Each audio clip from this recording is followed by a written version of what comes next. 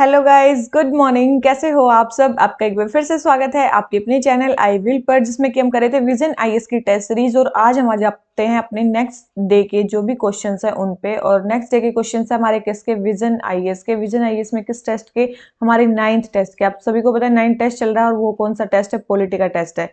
ठीक है, तो हम 9 टेस्ट के पार्ट सेकंड पे आ जाते हैं। और आज हमारे टोटल 50 क्वेश्चंस और कंप्लीट हो जाएंगे, तो आज का हमारा 9 टेस्ट भी कंप्लीट हो जाएगा। ठीक है, तो जल्दी से जल्दी स्टार्ट करते हैं आज के फर्स्ट क्वेश्चन से। वीडियो अच्छी लगती है लाइक कर लेना, चैनल को सब्सक्राइब जरूर कर लेना, और अपने फ्रेंड्स में भी शेयर करना अगर कर सकते हो तो। ठीक है, तो चलिए आज के फर्स्ट क्वेश्चन से स्टार्ट करते हैं। वीडियो करनी कैसे है, इस वीडियो का यूज कैसे करना है? सबसे पहले जो भी स्क्रीन पे आपको क्वेश्चन दिख रहा है, पहले वीडियो पॉज करनी है, अपना आंसर लगाना है, उसके बाद इसका आंसर आपको देखना है। तभी आपको इस वीडियो का जो है मैक्सिमम बेनिफिट होने वाला है। तो चलिए स्टार्ट करते हैं आज के फर्स्ट क्वेश्चन से। और अगर आपको इसकी पीडीएफ चाहिए तो आप हमारे टेलीग्राम चैनल को ज्वाइन कर सकते हो, जिसका लिंक आपको डिस्क्रिप्शन बॉक्स में मिल जाएगा। ठीक है, तो चलिए स्टार्ट करते हैं आज के फर्स्ट क्वेश्चन से। आज का फर्स्ट क्वेश्चन हमें क्या बोलता है? जस्टिस इन प्रीएम्बल के बारे में बताना है कि प्रीएम्बल में हमें जस्टिस दिया गया है किस किस टाइप का, सोशल, इकोनॉमिक, पॉलिटिकल। तो उसके बारे में बताना है कि क्या क्या चीजें सही दी गई हैं। सबसे पहले है the combination of social, economic and political justice denote what is known as distributive justice. बोल रहे हैं कि सोशल, इकोनॉमिक और पॉलिटिकल जस्टिस को मिला के बनता है डिस्ट्रीब्यूटिव जस्टिस। और सेकंड बोल रहे हैं economic justice denotes the non discrimination between people based on the economic factors. और बोल रहे हैं इकोनॉमिक जस्टिस डिनोट करता है कि हमें डिस्क्रिमिनेशन नहीं करना लोगों के बीच में on the based on economic factors, economic factors के बेस पे। तो दोनों में से हमें टर्म बतानी है कौन सी सही है। भाई जल्दी से इसका मतलब इसकी टर्म देख के बताओ कौन सी सही है। ठीक है, तो आप सभी को पता है भाई इनमें से कौन से, देखो जस्टिस 3 टाइप के उसके उसमें बात की गई है प्रीएम्बल में। सबसे पहले सोशल, फिर है इकोनॉमिक, और फिर है पॉलिटिकल। सोशल जस्टिस में सोशल डिस्क्रिमिनेशन हमें किसी के साथ नहीं करना है, हमें इक्वालिटी ऑफ ट्रीटमेंट करना है।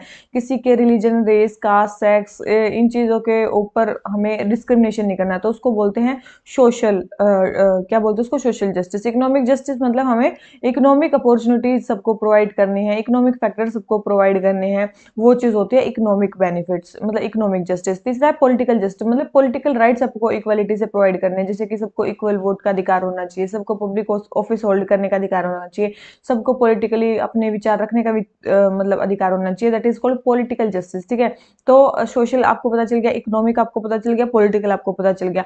तो ये 3 टाइप के जस्टिस होते हैं। लेकिन इसमें से अगर बात करें ना डिस्ट्रीब्यूटिव जस्टिस, तो सोशल जस्टिस और इकोनॉमिक जस्टिस, इन दोनों को मिला के जो जस्टिस बनता है ना, उसको बोलते हैं डिस्ट्रीब्यूटिव जस्टिस। डिस्ट्रीब्यूटिव जस्टिस में पॉलिटिकल जस्टिस नहीं आता, ध्यान रखना। तो ये काफी इंपॉर्टेंट चीज आ जाती है। ये बिल्कुल मतलब लक्ष्मीकांत से उठाया गया है कि सोशल और इकोनॉमिक जस्टिस को ही डिस्ट्रीब्यूटिव जस्टिस बोलते हैं, पॉलिटिकल जस्टिस में इंक्लूड नहीं होता। और सोशल, इकोनॉमिक और पॉलिटिकल जस्टिस क्या होते हैं मैंने बता दिया। सेकंड बोल रहे economic justice denotes the non discrimination between people based on economic factor. बिल्कुल इकोनॉमिक फैक्टर्स के ऊपर हमें डिस्क्रिमिनेशन नहीं करना है। जो भी इनकम, वेल्थ है लोगों की, हमें उसमें मतलब इनइक्वालिटी नहीं आने देनी है। ठीक है, सबको इक्वालिटी का अधिकार होना चाहिए वहां पे भी। तो ये चीज है। तो इकोनॉमिक जस्टिस वो होता है, इकोनॉमिक फैक्टर्स के ऊपर डिस्क्रिमिनेशन नहीं होना चाहिए, जैसे इनकम, वेल्थ, ये चीजें। तो तो स्टेट पे उस पर काम करेगी तो वो जस्टिस प्रोवाइड करना, तो उसको बोलते हैं इकोनॉमिक जस्टिस। तो सेकंड स्टेटमेंट तो बिल्कुल सही दे रखी है, लेकिन फर्स्ट स्टेटमेंट इसमें रॉन्ग है। ठीक है, तो फर्स्ट स्टेटमेंट रॉन्ग है, सेकंड स्टेटमेंट करेक्ट है। तो हमें बताने क्या करेक्ट स्टेटमेंट। करेक्ट आपको कौन सी दिख रही है? केवल सेकंड स्टेटमेंट आपको करेक्ट दिख रही है, तो हमारा आंसर क्या हो गया? बी। ठीक है, अब ये जो जस्टिस का कंसेप्ट है ये हमने कहाँ से लिया है, कहाँ से उठाया है? आप सभी को ही पता होगा, रशियन रिवॉल्यूशन से हमने उठाया है। कहाँ से उठाया है? रशियन रिवॉल्यूशन से हमने जो जस्टिस का कंसेप्ट है ये उठाया है। ठीक है, 1917 में जो रशियन रिवॉल्यूशन हुआ था, ठीक है, उससे हमने ये जो कंसेप्ट है ये उठाया है। तो क्वेश्चन नंबर 51 हमारा ये क्वेश्चन हो जाता है कंप्लीट। आ जाते हैं अपने नेक्स्ट क्वेश्चन पे। ठीक है, मेरे ख्याल से आपको अच्छे से हो गया होगा ये क्वेश्चन। सेकंड है, सेकंड क्वेश्चन है हमारा हाई कोर्ट ऑफ इंडिया के बारे में। देख लेते हैं भाई। सबसे पहले बोल रहे थे जजेस of high court are appointed by governor. सबसे पहले हाई कोर्ट के जजेस को गवर्नर अपॉइंट करते हैं। सेकंड बोल रहे हैं कि जजेस of high court can only be removed by president on the recommendation of parliament. बोले हाई कोर्ट के जजेस को केवल और केवल प्रेसिडेंट हटा सकते हैं पार्लियामेंट के रिकमेंडेशन पे। और सेकंड बोल रहे हैं कि थर्ड बोल रहे हैं कि eminent jurist can be eligible for appointment as a जज ऑफ हाई कोर्ट। और हाई कोर्ट के जो अपॉइंटमेंट है उसके लिए एमिनेंट जूरिस्ट भी मतलब एलिजिबल है। तो आप सभी को बताना चाहिए भाई। देखो, अगर एलिजिबिलिटी की कौन हाई कोर्ट का जज बन सकता है, उसकी एलिजिबिलिटी क्या है? सिटीजन ऑफ इंडिया होना चाहिए, 10 ईयर का जुडिशियल ऑफिस होल्ड करना चाहिए, या फिर 10 ईयर एडवोकेसी करनी चाहिए किसी हाई कोर्ट में। तो ये चीज होती है कि आप हाई कोर्ट के जज बन सकते हो। तो एमिनेंट जूरिस्ट का कंसेप्ट तो बिल्कुल भी नहीं होता। एमिनेंट जूरिस्ट केवल और केवल सुप्रीम कोर्ट का सुप्रीम कोर्ट में जज बन सकता है। ठीक है, केवल और केवल सुप्रीम कोर्ट में जज बन सकता है, एमिनेंट जूरिस्ट हाई कोर्ट में नहीं बन सकता, हाई कोर्ट में उनकी मतलब एलिजिबिलिटी नहीं होती है। तो थर्ड स्टेटमेंट तो बिल्कुल रॉन्ग है। सेकंड, हाई कोर्ट के जो जजेस हैं उनको केवल और केवल प्रेसिडेंट ही हटा सकते हैं पार्लियामेंट के रिकमेंडेशन पे, बिल्कुल। ठीक है, इनके लिए वो है ना, वो रिमूवल ऑफ जजेस के लिए जो प्रोसीजर है वो उससे ये रिमूव होते हैं। थर्ड, सॉरी, फर्स्ट स्टेटमेंट है द जजेस of high court are appointed by governor. इनको कौन अपॉइंट करता है? गवर्नर, बिल्कुल भी नहीं। इनको कौन अपॉइंट करते हैं? प्रेसिडेंट अपॉइंट करते हैं। कौन अपॉइंट करते हैं? प्रेसिडेंट। मान लो कि chief justice of high court को अपॉइंट करना है तो कौन अपॉइंट करेंगे? प्रेसिडेंट अपॉइंट करेंगे। किससे बात करके? किससे बात करके? चीफ जस्टिस ऑफ इंडिया से। साथ में किससे कंसल्टेशन लेंगे? गवर्नर से। क्या यहाँ पे जो चीफ जस्टिस ऑफ इंडिया की अकेली कंसल्टेशन मानी जाएगी? नहीं, यहाँ पे कलीजियम की मतलब यहाँ पे कलीजियम की वो मानी जाएगी। Sole opinion of CGI will not be considered as his consultation. उसको किसकी कंसल्टेशन लेनी पड़ेगी? पूरे कलेजियम की कंसल्टेशन लेनी पड़ेगी। ये कौन से जजेस केस में आया था? थर्ड जजेस केस में, आपको याद होगा। ठीक है, थर्ड जजेस केस में आया था, तो ध्यान रखना, बहुत इंपॉर्टेंट है। तो जजेस of high courts are appointed by governor, तो मैंने बता दिया नहीं, प्रेसिडेंट अपॉइंट करते हैं। किस किस से कंसल्टेशन है वो मैंने बता दिया। अगर हाई कोर्ट की तो chief justice of high court हो गया। अगर अदर जजेस को अपॉइंट करना है तो प्रेसिडेंट कैसे करेंगे? तो प्रेसिडेंट ही करेंगे, लेकिन वो चीफ जस्टिस ऑफ इंडिया से भी पूछेंगे, वो गवर्नर से भी पूछेंगे, साथ में वो chief justice of high court से भी पूछेंगे। वो किससे पूछेंगे? Chief justice of high court की भी कंसल्टेशन लेंगे। ये काफी इंपॉर्टेंट है। तो आपको पता चल गया हाई कोर्ट के जजेस के appointment, first statement wrong, third statement wrong, second statement correct. तो हमसे पूछी क्या है? हमसे पूछे करेक्ट स्टेटमेंट, दिख रही है आपको? करेक्ट पूछे, तो केवल और केवल हमारी एक ही स्टेटमेंट करेक्ट है, वो है सेकंड ओनली। ठीक है, समझ में आ गया होगा मेरे ख्याल से कि सबसे पहले मैंने इनकी क्या बता दी आपको? एलिजिबिलिटी बता दी। ठीक है, एलिजिबिलिटी बता दी, और इनको रिमूव कौन कर सकते हैं वो भी पता चल गया। ठीक है, अब ये कैसे अपॉइंट होते हैं, इनको अपॉइंट कौन करते हैं ये भी आपको पता चल गया। ठीक है, अब इनका ये कितने साल तक अपॉइंट हो सकते हैं? 62 ईयर्स तक। कोई इनका फिक्स टेन्योर नहीं है। ठीक है, ध्यान रखना, प्रेसिडेंट के ऊपर है कि कितने दिन तक रखना है। इनका कोई फिक्स टेन्योर नहीं होता, ध्यान रखना, इनका कोई फिक्स टेन्योर नहीं होता। बहुत इंपॉर्टेंट चीजें हैं ये। थर्ड जजेस केस मैंने आपको बता दिया, कलेजियम बता दिया। ट्रांसफर कौन कर सकता है? अगर आप ट्रांसफर की बात करो, जल्दी बताओ, हाई कोर्ट के जजेस का ट्रांसफर कौन कर सकता है? जो अपॉइंट कर सकता है। ठीक है, हाई कोर्ट के जजेस का जो ट्रांसफर है वो भी प्रेसिडेंट कर सकते हैं, लेकिन वो किसकी कंसल्टेशन लेंगे? चीफ जस्टिस ऑफ इंडिया की। और चीफ जस्टिस क्या चीज? चीफ जस्टिस ऑफ इंडिया की सोल कंसल्टेशन मानी जाएगी? बिल्कुल भी नहीं मानी जाएगी, क्योंकि इनको कलीजियम से जो है वो क्या लेनी पड़ेगी? कंसल्टेशन लेनी पड़ेगी। ठीक है, फोर सीनियर मोस्ट जजेस से इनको कंसल्टेशन लेनी पड़ेगी।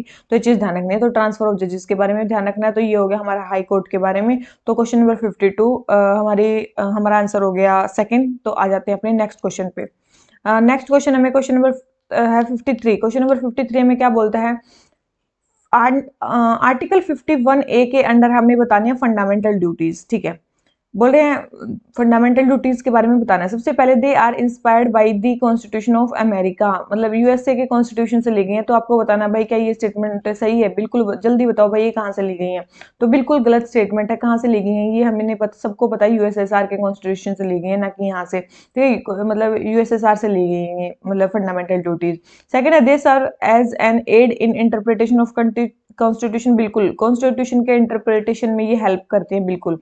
थर्ड बोल रहे हैं, if any law is intended to give effect to fundamental duty such a law can be considered reasonable in relation to article 14। बोले हैं कि अगर कोई लॉ फंडामेंटल ड्यूटीज को इफेक्ट में लाना चाहता है तो वो लॉ जो है रीजनेबल माना जाएगा आर्टिकल 14 की कंसंट्रेशन में। तो आपको बताओ, बताना है ये सही है कि नहीं? बिल्कुल, ये बिल्कुल सही है। तो उसको रीजनेबल माना जाएगा, मतलब ये नहीं माना, अगर कोई फंडामेंटल ड्यूटी आपको फॉलो करनी है तो ऐसा नहीं है कि भाई आपका आर्टिकल 14 वोलेट हो रहा है कुछ है, आप ऐसा बोलोगे, नहीं, उसको रीजनेबल माना जाएगा। तो सेकंड एंड थर्ड स्टेटमेंट सही है, फर्स्ट स्टेटमेंट हमारी रॉन्ग है। तो हमारी हमें बतानी है करेक्ट स्टेटमेंट। तो करेक्ट आपको दिख रही है, केवल दो स्टेटमेंट करेक्ट है, तो हमारा आंसर क्या हो जाता है? बी। ठीक है, अब ये फंडामेंटल ड्यूटीज आई कब थी? आप सभी को पता है, 42nd अमेंडमेंट एक्ट में आई थी, 1976 में आई थी, समन सिंह कमेटी की रिकमेंडेशन पे आई थी। ठीक है, टोटल 10 थी। ठीक है, उसके बाद 11th ऐड हुई थी। कौन सी ऐड हुई थी? जो 86 कॉन्स्टिट्यूशनल अमेंडमेंट एक्ट में आई हुई थी, एजुकेशन से रिलेटेड। तो जो 86 कॉन्स्टिट्यूशनल अमेंडमेंट एक्ट है, मैंने आप सभी को बता दिया, कल के टेस्ट में भी आपको याद हो गया होगा, मतलब कल के 50 क्वेश्चंस में, कि भाई 86 कॉन्स्टिट्यूशनल अमेंडमेंट में फंडामेंटल ड्यूटीज में भी चेंज आया, डीपीएसपीज में भी चेंज आया, और उसके अलावा हमारे फंडामेंटल राइट्स में भी चेंज आया। फंडामेंटल राइट्स में कहाँ पे इंक्लूड किया गया इनको? फंडामेंटल राइट्स में इसको आर्टिकल 21A के अंडर इंक्लूड किया गया, एलिमेंट्री एजुकेशन एजुकेशन को डीपीएसपी में कहाँ ऐड किया गया था? जल्दी बताओ, एलिमेंट्री एजुकेशन को कहाँ पे ऐड किया गया था? इसमें किसमें किसमें ऐड किया गया था? और फंडामेंटल ड्यूटीज में भी इसको ऐड किया गया, ठीक है।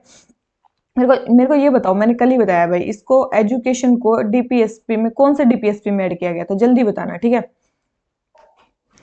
अब ये जो और आर्टिकल 21A में क्या प्रोवाइड किया गया है? इसको एजुकेशन को क्या बना दिया गया? फंडामेंटल राइट बना गया, राइट टू, मतलब जो एलिमेंट्री एजुकेशन को क्या बना दिया गया? Right to education, elementary education, fundamental right बना दिया गया। डीपीएसपी में क्या किया गया? डीपीएसपी में स्टेट को बोला गया कि जब तक बच्चे 6 साल के नहीं होते तब तक आपकी रिस्पॉन्सिबिलिटी है कि आप उनको एजुकेशन अपॉर्चुनिटी प्रोवाइड करो। और फंडामेंटल ड्यूटीज में किसकी ड्यूटी है? ये पेरेंट्स की ड्यूटी है। किसकी ड्यूटी है? पेरेंट्स की ड्यूटी है कि जब तक आपके बच्चे 6 से 14 ईयर्स के नहीं होते तो आपको ऐसी एजुकेशनल अपॉर्चुनिटीज उनको प्रोवाइड करनी है कि ऐसी जगह, मतलब एजुकेशन का जो वो है वो फंडामेंटल ड्यूटी पेरेंट्स की है कि आप जब जब आपके बच्चे 6 से 14 ईयर्स के हो जाते हैं तो पढ़ाने की रिस्पॉन्सिबिलिटी पेरेंट्स की है। और 6 साल तक इसकी है स्टेट की है। और इसको फंडामेंटल राइट बनाया गया किसके अंडर? आर्टिकल 21 के अंडर, ठीक है, आर्टिकल 21A के अंडर। तो आपको पता चल गया 86 कॉन्स्टिट्यूशनल अमेंडमेंट। मैंने आपसे क्या पूछा? कौन से आर्टिकल में ऐड किया? जल्दी बताओ भाई, नहीं तो फिर मेरे को बताना पड़ेगा। ये किस आर्टिकल में ऐड किया? शायद आपको याद आ गया होगा या नहीं आया होगा। ये आर्टिकल 45 में ऐड किया, ठीक है। मेरे ख्याल से तो याद आ जाना चाहिए था, अभी भी याद नहीं आया तो फिर मैं क्या ही कर सकती हूँ, ठीक है। तो ये हमारा किसके बारे में? फंडामेंटल ड्यूटीज के बारे में। तो क्वेश्चन नंबर 53 आंसर हो जाता है बी। आ जाते हैं क्वेश्चन नंबर 54 पे, ठीक है। क्वेश्चन नंबर 54 पे, ठीक है। क्वेश्चन नंबर 54 पे आ गए हम। तो हमें क्या बताना है? दो स्टेटमेंट हमें दे रखी है, देखो भाई, दो स्टेटमेंट देख लो। सबसे पहले है the 100th constitutional amendment act was pass to enforce the exchange of territory between India and Bangladesh. तो आप सभी को पता होगा, बिल्कुल 100th कॉन्स्टिट्यूशनल अमेंडमेंट एक्ट पास किया गया था जो इंडिया और बांग्लादेश के बीच में टेरिटरी है उनके एक्सचेंज को इन्फोर्स करने के लिए। बिल्कुल सही स्टेटमेंट है। सेकंड है to resolve such disputes article 3 of Indian constitution provide for constitutional amendment under article 368। देखो, सबसे पहले मैंने कल आपको जो शायद पहला ही क्वेश्चन था उसमें था आर्टिकल 1, आर्टिकल 2, आर्टिकल 3। आर्टिकल 3 में हमें क्या बताया गया था? आर्टिकल 3 में हमने बताना था जो भी एग्जिस्टिंग स्टेट्स हैं अगर उसमें हमें चेंजेस करने हैं तो हमें आर्टिकल 3 के अकॉर्डिंग वो करने होंगे, वो आते हैं आर्टिकल 3 में। तो क्या इसमें कॉन्स्टिट्यूशनल अमेंडमेंट करने की जरूरत पड़ती है? तो आप सभी को पता है जब 100th कॉन्स्टिट्यूशनल अमेंडमेंट एक्ट हुआ तो इसमें आर्टिकल 368 के अंडर कॉन्स्टिट्यूशनल अमेंडमेंट नहीं हुआ। ये सिंपल जो, मतलब सिंपल जो अमेंडमेंट होता है कॉन्स्टिट्यूशन का वैसे ही पास हुआ है। इसमें कॉन्स्टिट्यूशनल अमेंडमेंट की रिक्वायरमेंट नहीं पड़ी।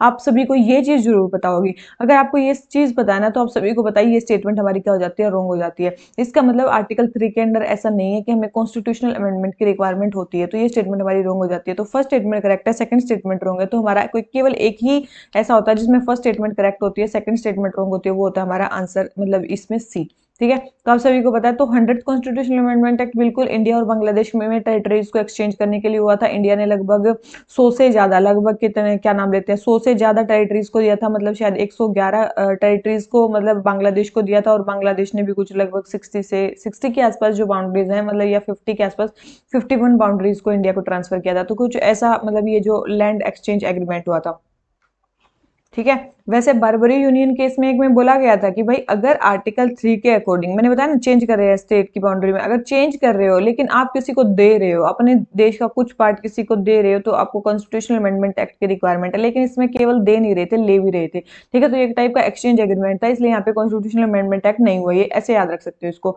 तो question number 54 first statement correct है, सेकंड स्टेटमेंट होंगे। और केवल एक ही स्टेटमेंट ऐसी होती है जिसमें ऐसा होता है, वो कौन सा है?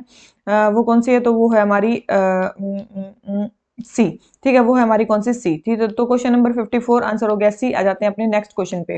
क्वेश्चन नंबर नेक्स्ट हमें क्या बोलता है? With reference to British and Indian parliamentary system के बारे में हमें बताना है। तो सबसे पहले आप British and Indian parliamentary system के बारे में बताएं। British parliamentary system is based on doctrine of sovereignty of parliament. देखो, ब्रिटिश पार्लियामेंट क्या है? क्या सोवरेन है? बिल्कुल सही स्टेटमेंट दे रखी है कि ब्रिटिश पार्लियामेंट सोवरेन पार्लियामेंट है, वो कुछ भी लॉ बना सकती है। ऐसे ही वहां पे, कहाँ पे, अमेरिका में क्या है? जुडिशियल सुप्रीमेसी है। अमेरिका में क्या है? जुडिशियल सुप्रीमेसी है, वहां पे जुडिशरी सुप्रीम है। और इसमें ब्रिटेन में क्या है? पार्लियामेंट सुप्रीम है। और इंडिया में क्या है? कोई भी सुप्रीम नहीं है, ठीक है। कॉन्स्टिट्यूशन सुप्रीम है, ध्यान रखना।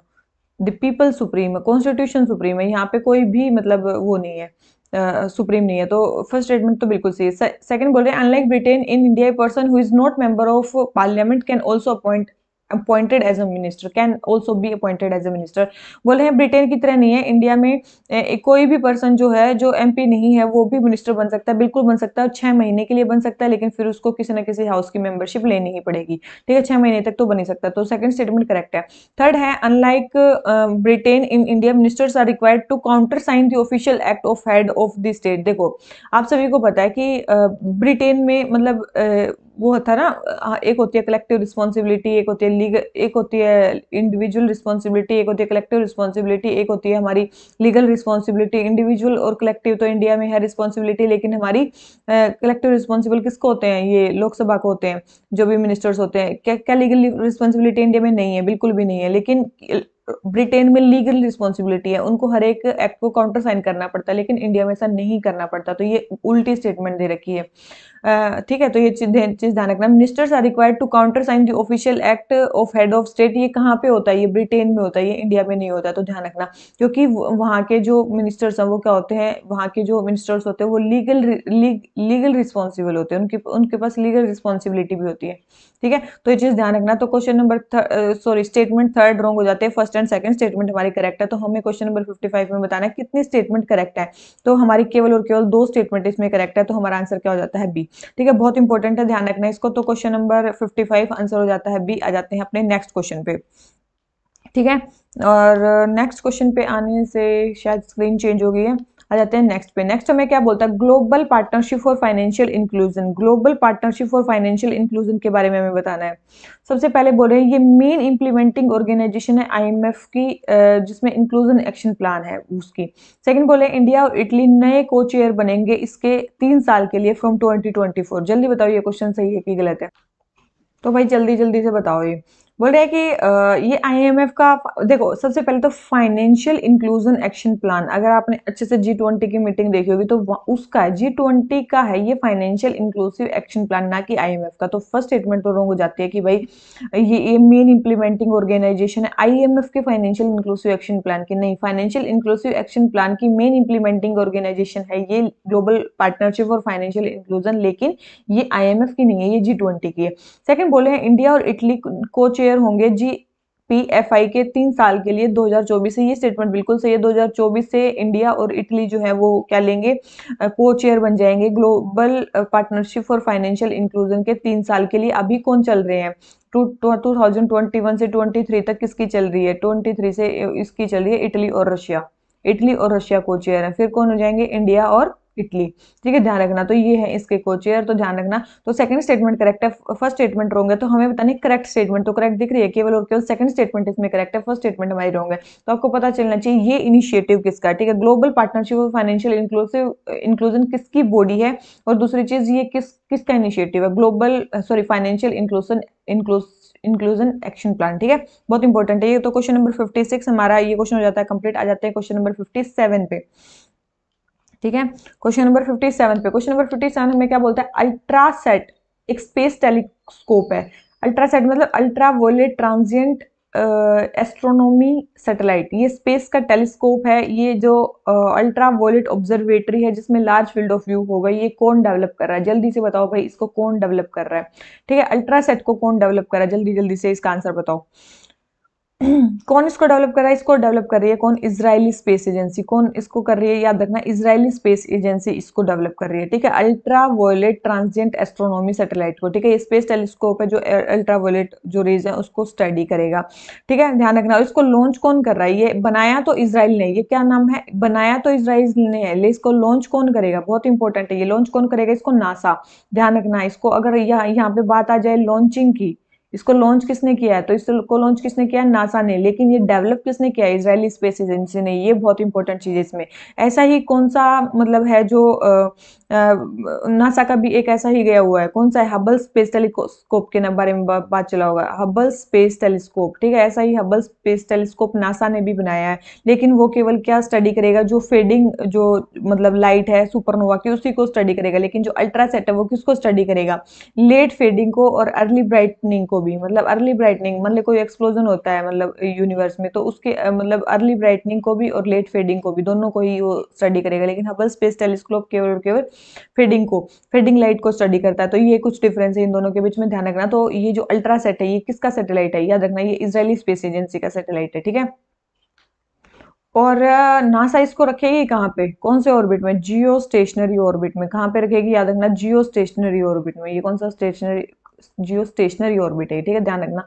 तो क्वेश्चन नंबर 57 आंसर हो जाता है बी। आ जाते हैं नेक्स्ट पे, क्वेश्चन नंबर 58 पे। क्वेश्चन नंबर 58 हमें क्या बोल रहा है, women 20 is an official engagement group under G20 which was an initiative of India establish during its presidency. बोले हैं कि वुमेन 20 एक ऑफिशियल एंगेजमेंट ग्रुप है जो G20 का ही है, और वो इंडिया का इनिशिएटिव है जो अभी जो प्रेसिडेंसी हुई थी उसमें एस्टेब्लिश हुआ था। सेकंड बोले इसका प्राइमरी ऑब्जेक्टिव है जेंडर कंसिडरेशन को मेन स्ट्रीम करना G20 के डिस्कशंस में। देखो ऑब्जेक्टिव तो ये बिल्कुल हो सकता है, लेकिन इसमें गलत स्टेटमेंट क्या हो सकती है कि इंडिया ने अपनी प्रेसिडेंसी के दौरान मतलब ये वुमेन 20 ग्रुप बनाया। तो ध्यान रखना ये इंडिया की प्रेसिडेंसी के दौरान ये ग्रुप नहीं बनाई, ये स्टेटमेंट हमारी क्या है, बिल्कुल रॉन्ग दे रखी है, ठीक है। तो ये हमारा गलत है, क्यों, क्योंकि ये हुआ था 2015 में। कब, 2015 में, जब टर्की की प्रेसिडेंसी थी ना, तब इंडिया ने इसको प्रपोज किया था, ध्यान रखना। तो टर्की की प्रेसिडेंसी के दौरान इसको हुआ था 2015 में, ना कि अभी। तो फर्स्ट स्टेटमेंट रॉन्ग हो जाती है, सॉरी, फर्स्ट स्टेटमेंट रॉन्ग हो जाती है, सेकंड स्टेटमेंट करेक्ट है। तो केवल और केवल एक ही स्टेटमेंट ऐसी है जिसमें ऐसा आंसर आता है, वो है डी। तो भाई मेरी वीडियो ही बंद हो गई थी, ठीक है। तो इसका आंसर हमारा क्या हो जाता है, डी, ठीक है। इसका आंसर हमारा क्या हो जाता है, D. Statement 1 is incorrect but statement 2 is correct, ठीक है। तो वुमेन 20 का आपको पता चल गया कब आई थी कब नहीं आई थी, ठीक है। तो ये क्वेश्चन नंबर 58 मेरे ख्याल से स्क्रीन सही है, ठीक है, पता नहीं यार, ठीक है। तो आ जाते हैं क्वेश्चन नंबर 59 पे, ठीक है। क्वेश्चन नंबर 59 के लिए क्या है, मुनिच, सॉरी यार, मुनिच सिक्योरिटी कॉन्फ्रेंस के बारे में बताना है। बोले it was an initiative of Germany in 2022 in reaction to Russian invasion of Ukraine. Second बोले the conference is only focused on military issues. तो जल्दी जल्दी से बताओ ये दोनों में से कौन सी स्टेटमेंट सही है, कौन सी स्टेटमेंट गलत है, ठीक है। अभी क्यों न्यूज में है, क्योंकि अभी इसकी 59th मीटिंग हुई थी। कौन सी हुई थी, अभी 59th, देखो 59th क्वेश्चन है, 59 थी अभी 2023 में इसकी मीटिंग हुई थी, 59th मीटिंग हुई थी 2023 में। और ये फेमस क्यों है, क्योंकि भाई इस कॉन्फ्रेंस में रशिया को नहीं बुलाया गया था। इसमें क्या, किसको नहीं बुलाया गया था, रशिया को नहीं बुलाया गया था, ठीक है। जब से हुई है इसमें केवल मतलब ऐसा फर्स्ट टाइम है कि जब रशिया को इनवाइट नहीं किया गया है इस कॉन्फ्रेंस में। मुनिच जगह कहाँ पे है, वैसे जर्मनी में है। आप सभी को बताइए जगह कहाँ पे है, जर्मनी में है, ठीक है। ये किसका इनिशिएटिव है, ये तो क्या ये फिर जर्मनी का इनिशिएटिव है, तो याद रखना ये एक एनुअल कॉन्फ्रेंस है। ये रशियन इन्वेजन के रिएक्शन में नहीं हुई है, पहली चीज तो ध्यान रखना, ये हर साल होती है। ये एनुअल कॉन्फ्रेंस है जो ग्लोबल सिक्योरिटी इश्यूज के लिए होती है। किसके लिए होती है, याद रखना, ग्लोबल सिक्योरिटी इश्यूज के लिए होती है। बहुत इंपॉर्टेंट है ये, ग्लोबल सिक्योरिटी इश्यूज के लिए इनिशिएटिव मतलब होती है। और ये कब से हो रही है, 1963 से। अब 59 हुई थी तो ये कब से हो रही है, 1963 से हो रही है। बहुत इंपॉर्टेंट है, ध्यान रखना। इसमें कौन कौन मतलब मीट करते हैं, पॉलिटिशियंस और मिलिट्री लीडर्स दोनों ही मिलते हैं, ठीक है। मिलिट्री लीडर्स भी मिलते हैं, साथ में पॉलिटिकल लीडर्स भी मिलते हैं, ठीक है। उनके हेड्स मतलब ये यहाँ पे मिलते हैं, ताकि मतलब ग्लोबल सिक्योरिटी को मतलब देखा जा सके, वो किया जा सके। कब स्टार्ट हुई थी, 1963 में स्टार्ट हुई थी। आज तक केवल 2 बार कैंसिल हुई है, 2 बार ये कैंसिल भी हो चुकी है, ध्यान रखना। क्या हमेशा हुई है, कभी कैंसिल नहीं हुई, नहीं, 2 बार कैंसिल हो चुकी है। कब कब 2 बार हुई है, एक तो 1991 में और एक 1997 में, ध्यान रखना, ठीक है। एक तो 1991 में, एक 1997 में। 1991 में ये फर्स्ट गल्फ वार उस टाइम पे स्टार्ट हुआ था, तब ये मतलब जो थी ये मीटिंग नहीं हुई थी। और दूसरी जब ये मतलब जिसने ये बनाई थी ना, मतलब ग्लोबल म्यूनिच सिक्योरिटी कॉन्फ्रेंस, मतलब उनकी रिटायरमेंट हो गई थी तब ये हुई थी, तो सेकंड टाइम तब हुआ था। तो ये 2 ही बार कैंसिल हुई है, ठीक है। ये जो स्टार्ट है ये एक जर्मन ने स्टार्ट की थी जिनका नाम था EHV क्लिस्ट। क्लिस्ट का नाम सुना होगा, ठीक है। तो इन्होंने ये स्टार्ट की थी, उनके जब रिटायरमेंट हुई तो तभी भी ये जो सिक्योरिटी कॉन्फ्रेंस है ये क्या हो गई थी, कैंसिल हो गई थी, ठीक है। 1 मिनट गाइस। और जब ये स्टार्टिंग में मीटिंग स्टार्ट हुई थी, इसमें केवल और केवल वेस्टर्न कंट्रीज जिसके पार्ट थे, ठीक है। स्टार्टिंग में केवल वेस्टर्न कंट्रीज जिसमें मीटिंग लेते थे और केवल मिलिट्री इशू या सिक्योरिटी इश्यूज के लिए ही मेनली होती थी। लेकिन अब इसका स्कोप जो है वो एक्सटेंड कर दिया गया है।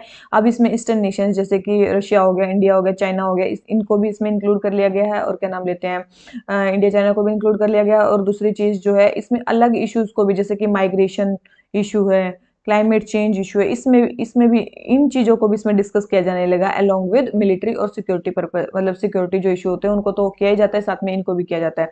तो ये बोल रहे हैं सेकंड है, the conference is only focused on military issues. नहीं, ये अब केवल मिलिट्री इश्यूज पे फोकस नहीं है। ये स्टेटमेंट बहुत मतलब इंपॉर्टेंट है, ध्यान रखना। तो क्वेश्चन नंबर 59, तो फर्स्ट स्टेटमेंट रॉन्ग है, सेकंड स्टेटमेंट रॉन्ग है, तो हमें बताना है कौन सी स्टेटमेंट करेक्ट है। तो आप सभी को दिख रहा है भाई करेक्ट तो कोई भी नहीं है, तो आंसर हमारा क्या हो जाता है, डी, क्योंकि कोई भी इसमें स्टेटमेंट करेक्ट नहीं है। तो ये क्वेश्चन हो जाता है हमारा कंप्लीट। आ जाते हैं अपने नेक्स्ट क्वेश्चन पे। नेक्स्ट क्वेश्चन हमें क्या बोलता है, नेक्स्ट क्वेश्चन है हमारा किसके बारे में, स्टेटमेंट 1 स्टेटमेंट 2 के बारे में, ठीक है भाई। In USA a person is not only a citizen of country but also a particular state to which he belong. आप सभी को पता भी कि यूएसए में डबल सिटीजनशिप का कंसेप्ट चलता है, और लेकिन इंडिया में सिंगल सिटीजनशिप है। यहाँ पे आप इंडिया के सिटीजन हो, लेकिन ये नहीं है कि आप किसी स्टेट के सिटीजन हो। लेकिन यूएसए में ऐसा होता है कि आप यूएसए के भी सिटीजन हो, साथ में उस स्टेट के भी सिटीजन हो, बिल्कुल। सेकंड बोल रहे हैं all federal countries have a system of double citizenship. अब इसमें बिल्कुल ओबी बोलते हैं अभी ऑल फेडरल, इंडिया भी एक फेडरल कंट्री है, क्या इंडिया में डबल सिटीजनशिप है, बिल्कुल भी नहीं है। तो ये स्टेटमेंट बिल्कुल रॉन्ग है, तो सेकंड स्टेटमेंट रॉन्ग है। और केवल ऐसी जो चीज होती है ये केवल एक में ही होती है, सी में, ठीक है। तो क्वेश्चन नंबर 60 हमारा आंसर हो जाता है सी। आ जाते हैं अपने नेक्स्ट क्वेश्चन पे। नेक्स्ट क्वेश्चन हमें क्या बोलता है, सिटीजनशिप के बारे में बताना है इंडियन कॉन्स्टिट्यूशन की। बोले पार्ट 3 जो है वो सिटीजनशिप से डील करता है। आप सभी को पता है पार्ट 3 किसका होता है, फंडामेंटल राइट्स का होता है, ठीक है। आर्टिकल 12 से लेके 35 तक लगभग के आर्टिकल यहाँ पे होते हैं, मतलब ठीक है। और पार्ट जो 2 होता है वो होता है सिटीजनशिप से रिलेटेड। तो ये स्टेटमेंट तो बिल्कुल रॉन्ग है कि पार्ट 3 सिटीजनशिप से रिलेटेड है, बिल्कुल नहीं भाई। इसमें पार्ट 2 में 5 से लेके 11 तक जो आर्टिकल होते हैं वो सिटीजनशिप से रिलेटेड होते हैं। सेकंड बोले constitution identify the person who became citizen of India at its commencement 26 जनवरी 1950। बोले कि कॉन्स्टिट्यूशन में उन पर्सन को आइडेंटिफाई किया गया है जो जब कॉन्स्टिट्यूशन लागू हुआ तब उस टाइम पे सिटीजन कौन थे, और फिर बाद में सिटीजनशिप की चीज किस पे छोड़ दी गई, ध्यान रखना किस पे छोड़ देगी, पार्लियामेंट की। पार्लियामेंट डिसाइड कर सकते हैं कि कौन इंडिया का सिटीजन होगा कौन नहीं होगा। फिर पार्लियामेंट ने कौन सा एक्ट मतलब वो किया, सिटीजनशिप अमेंडमेंट एक्ट 1955 वाला पास किया, जिसमें उन्होंने डिसाइड मतलब बताया कि भाई कौन इंडिया का सिटीजन बन सकता है कौन नहीं बन सकता है, किस टाइप पे हम रेनुंसिएशन कर सकते हैं, टर्मिनेशन कर सकते हैं, क्या कर सकते हैं, ठीक है। तो ये बाद में डिसाइड हुआ। तो उस टाइम पे मतलब कॉन्स्टिट्यूशन में क्या ये बताया गया था कि कौन इंडिया का सिटीजन बन सकता है, बिल्कुल बन सकता है, ये बिल्कुल बताया गया था। तो question number 61 first statement wrong है, सेकंड स्टेटमेंट करेक्ट है। तो हमें बतानी है कौन सी स्टेटमेंट करेक्ट स्टेटमेंट बतानी है। तो हमें पता चल गया कि बी स्टेटमेंट करेक्ट है, तो हमारा आंसर क्या हो जाता है, बी, ठीक है। अब इंडिया का मतलब इंडिया जब बना तो उसके कौन कौन उसके जो थे वो बन सकते थे, मतलब कौन कौन वहां तब सिटीजन बन सकते थे। एक तो जिनके पास उस टाइम पे डोमिसाइल था इंडिया का, है बहुत इंपॉर्टेंट है। एक तो उस टाइम पे जिसके पास इंडिया का डोमिसाइल था, या तो बोर्न थे, उनके पेरेंट्स यहाँ पे बोर्न थे, या फिर वो यहाँ पे रह रहे थे, ठीक है, इमीडिएटली यहाँ पे रह रहे थे, या फिर या तो जिनके पास डोमिसाइल था यहाँ का, ठीक है, या फिर जो पाकिस्तान से इंडिया में आए थे, ठीक है, और फिर यहाँ पे ही रह रहे थे, ठीक है, या फिर जो मतलब पाकिस्तान से इंडिया में आए थे 1 जुलाई 1948 से पहले, या फिर बाद में भी, या और इंडिया में रह रहे थे वो तब से। दूसरी चीज, पहले वो इंडिया से पाकिस्तान चले गए, फिर पाकिस्तान से वापस इंडिया आ गए। तो ऐसे सिटीजन्स को भी, लेकिन वो मतलब लगभग 1 साल से यहाँ पे रह रहे थे, वो भी यहाँ के सिटीजन्स बन गए। तो जिनके पास डोमिसाइल था वो भी बन गए, जिनके पास क्या नाम लेते हैं 1948 का वो बताया, पाकिस्तान से वो इंडिया में आ गए थे, फिर इंडिया में ही रह रहे थे, वो भी सिटीजन्स बन गए, ये भी सिटीजन्स बन गए, ठीक है। इसके अलावा कोई मतलब कोई अगर कोई बंदा फॉरेन कंट्री में रह रहा था, कोई भी मतलब पर्सन फॉरेन कंट्री में रह रहा था और उसने वहां पे मतलब रजिस्ट्रेशन करवा लिया अपना कि भाई मैं इंडियन सिटीजन हूँ, वहां की मतलब जो भी क्या नाम लेते हैं डिप्लोमेटिक या कोई कंसुलर रिप्रेजेंटेटिव अगर वहां पे था, उसने वहां पे मतलब वो करवा लिया, तो उसको भी इंडियन सिटीजन मिल गई, ठीक है। तो ये भी स्टेटमेंट सही है, ठीक है। तो ये सारी ही चीजें मतलब उनको सिटीजनशिप मिल गई, और बाद के लिए तो भाई पार्लियामेंट में छोड़ दिया कि आपको किसको सिटीजनशिप देनी है किसको नहीं देनी है, ये आप डिसाइड करोगे। तो क्वेश्चन नंबर 61 हमारा आंसर हो जाता है बी। आ जाते हैं क्वेश्चन नंबर 62 पे, ठीक है। तो ये क्वेश्चन हो जाता है हमारा कंप्लीट। आ जाते हैं नेक्स्ट क्वेश्चन पे। नेक्स्ट क्वेश्चन में क्या बोलता है, 1 सेकेंड। नेक्स्ट क्वेश्चन में क्या बोलता है, नेक्स्ट क्वेश्चन है हमारा किसके बारे में, सीएसटीओ के बारे में। काफी इंपॉर्टेंट ऑर्गेनाइजेशन है सीएसटीओ, ठीक है, किसके बारे में है? सीएसटीओ के बारे में। सीएसटीओ क्या है? कलेक्टिव सिक्योरिटी ट्रीटी ऑर्गेनाइजेशन, बहुत इंपॉर्टेंट है। बोल रहे हैं कौन इसके मेंबर्स हैं, जल्दी बताना। कलेक्टिव सिक्योरिटी ट्रीटी ऑर्गेनाइजेशन आप सभी को पता है नाटो के अगेंस्ट में बनी थी। किसके अगेंस्ट में बनी थी? नाटो के अगेंस्ट में बनी थी ये। नाटो मतलब यूएसए और जो ये यूरोपियन कंट्रीज हैं इनके उसको बोला जाता है सिक्योरिटी अलायंस को। ऐसा ही सिक्योरिटी अलायंस जो रशिया ने मतलब बनाई है उसको बोलते हैं सीएसटीओ। इसमें केवल 6 कंट्रीज हैं। 1992 में साइन हुई थी लेकिन इफेक्टिव आई थी 2002 में, इफेक्टिव हुई थी 2002 में। ठीक है, तो इसमें कौन कौन से मेंबर्स हैं आप सभी को पता है। इसमें रशिया है, कजाकिस्तान है, ठीक है, उज्बेकिस्तान नहीं है, इसमें अर्मेनिया है और इसमें बेलारूस भी है। ठीक है, ध्यान रखना। तो इसमें केवल 4, इनमें से 4 कंट्रीज हैं, क्या नाम लेते हैं, इनमें से सारे कंट्रीज इसका पार्ट नहीं है। तो क्वेश्चन नंबर 62 हमारा आंसर हो जाता है सी। और इसका कौन पार्ट है? रशिया है, कजाकिस्तान है, किर्गिस्तान है, किर्गिस्तान आपने नाम सुना होगा, ताजिकिस्तान नाम सुना होगा। तो ये 2 कंट्रीज और भी इसका पार्ट है, किर्गिस्तान, ताजिकिस्तान, अर्मेनिया, बेलारूस। अभी ये न्यूज में क्यों है? क्योंकि अर्मेनिया और अजरबैजान के बीच में आप सभी को पता है अभी लड़ाई हुई थी नागोर्नो काराबाख रीजन के कारण, और उसमें जो है रशिया ने इसका मतलब उतना ज्यादा साथ नहीं दिया अर्मेनिया का। तो ये उसने क्रिटिसाइज किया कि भाई आप तो अपनी कंट्रीज के को अगर कोई अटैक कर रहा है तो आप बचा ही नहीं पा रहे हो। ठीक है, तो वही अर्मेनिया ने इस ट्रेटी को क्या किया था? क्रिटिसाइज किया था। तो इसलिए ये न्यूज में था। तो Russia, Kazakhstan, Kyrgyzstan, Tajikistan, Armenia, Belarus ये इसके वो हैं, क्या बोलते हैं, नेशंस है इसमें। तो क्वेश्चन नंबर 62 आंसर हमारा क्या हो जाता है? सी। ठीक है, किस पैक्ट से साइन हुई थी ये? ठीक है, ये तो हो गया हमारा कंप्लीट, लेकिन किस पैक्ट से साइन हुई थी ये मेरे को कोई बता सकता है? पैक्ट, सोचो जल्दी से, किस पैक्ट से साइन हुई होगी? आप सभी को पता है ताशकंद ट्रीटी या पैक्ट। ठीक है, ताशकंद ट्रीटी से साइन हुई थी, ध्यान रखना, ध्यान रखना। तो ये इंपॉर्टेंट है। तो ताशकंद ट्रीटी से साइन हुई थी, कब हुई थी बता दिया मैंने, कब इफेक्टिव हुई ये भी बता दिया। तो क्वेश्चन नंबर 1 सेकंड गाइस, गलत वर्ड ना दबा दो की बार। तो क्वेश्चन नंबर 62 आंसर हो गया सी। आ जाते हैं क्वेश्चन नंबर 63 पे। क्वेश्चन नंबर 63 क्या बोल रहे हैं? एनपीआर, नेशनल पॉपुलेशन रजिस्टर के बारे में बताना है। सबसे पहले ये मैंडेटरी है हर यूजुअल रेजिडेंट ऑफ इंडिया के लिए कि वो एनपीआर के रजिस्टर के लिए, बिल्कुल सही स्टेटमेंट है, हर एक के लिए मैंडेटरी है कि वो रजिस्टर करे एनपीआर के लिए। सेकंड बोले it includes both Indian citizens as well as foreign citizens, बिल्कुल ये भी सही है। नेशनल पॉपुलेशन रजिस्टर का मतलब जो भी इंडिया में रह रहा है उसका मतलब काउंटिंग, उसकी काउंटिंग, चाहे वो इंडियन है, फॉरेनर है, कोई भी, और सबके लिए कंपलसरी है इसमें रजिस्टर करवाना। तो दोनों स्टेटमेंट सही है। तो क्वेश्चन नंबर 63 दोनों स्टेटमेंट सही है। तो हमें बताना है करेक्ट स्टेटमेंट। तो करेक्ट आपको दिख रही है, दोनों स्टेटमेंट हमारे इसके बारे में जो है वो हमारी क्या है? करेक्ट है। ठीक है, तो ये क्वेश्चन हो जाता है हमारा कंप्लीट।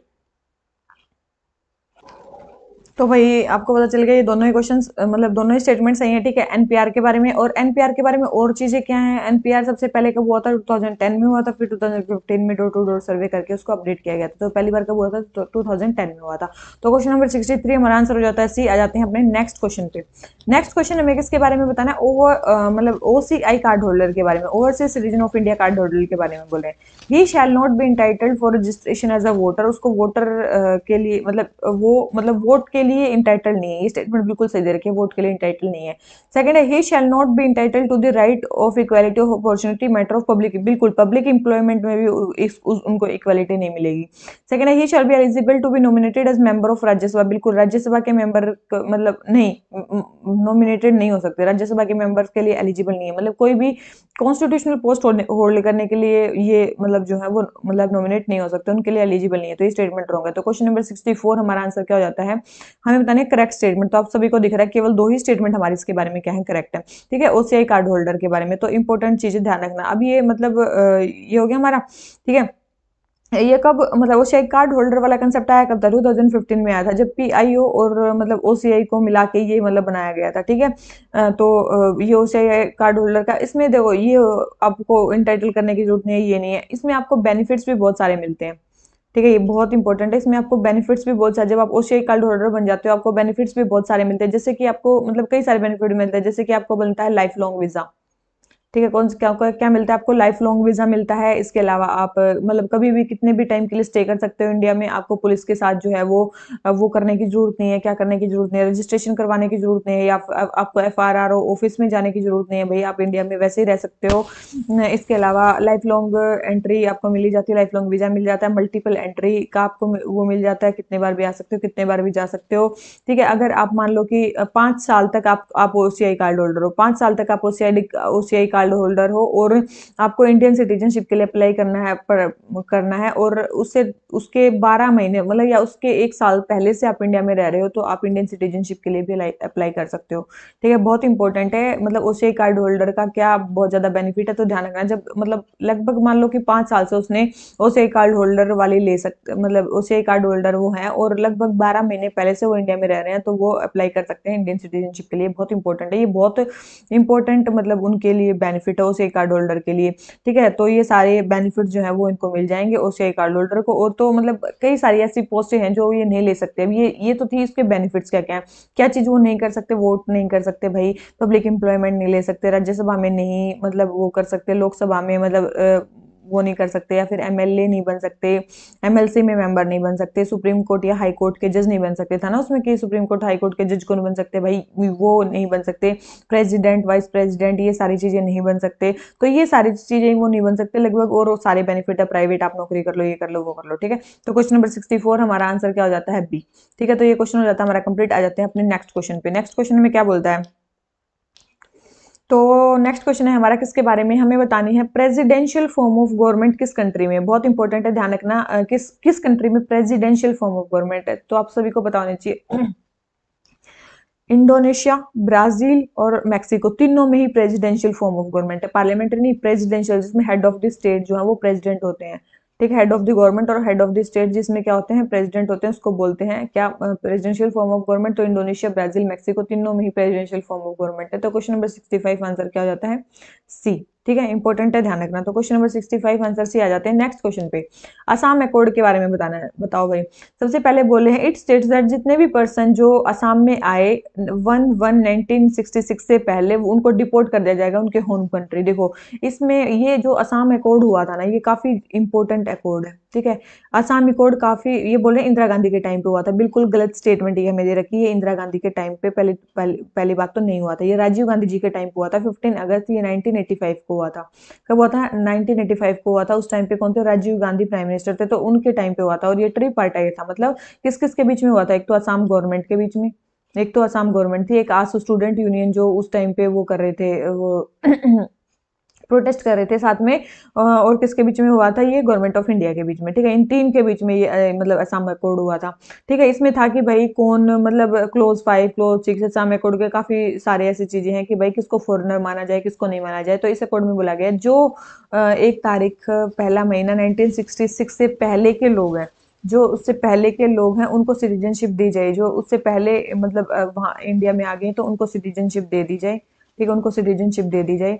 और जो इसके बाद आए हैं, जो इसके बाद आए हैं उनका क्या किया जाए, जो उनके बाद आए हैं उनका नाम जो है वो वोटर लिस्ट से हटा दिया जाए। उनको क्या करना पड़ेगा, वो किसी अपने फॉरेनर जो ट्रिब्यूनल या ऑफिस है उसमें जाएं, वो अपना नाम रजिस्टर करवाएं, और फिर अपना नाम रजिस्टर करवाने के 10 साल के बाद उनको क्या कर दिया जाएगा, 10 साल के बाद उनका नाम फिर से वोटर लिस्ट में डाल दिया जाएगा। ये कंसेप्ट था असम अकॉर्ड का। ठीक है, और एक था 73 के बाद तो जितने भी आए हैं उनको उनकी कंट्री में होम मतलब डिपोर्ट कर ही दिया जाए। ये काफी इंपॉर्टेंट इसके मतलब वो चीज थे कि भाई मतलब ये इन्होंने बोला था। सॉरी 1971। ठीक है, 1971 के बाद जो आए हैं उनको तो भाई उनके कंट्री भेज दिया जाए, वो तो बिल्कुल इंडिया के है ही नहीं। दूसरी चीज, एक और चीज ध्यान रखना कि कौन असामीज हैं कौन नहीं है, इसको डिक्लेयर करने के लिए एक कमेटी भी बैठी थी। आपने मतलब मेरे ख्याल से पढ़ा होगा, बिप्लब कुमार शर्मा कमेटी। कौन सी बैठी थी, बिप्लब कुमार शर्मा कमेटी।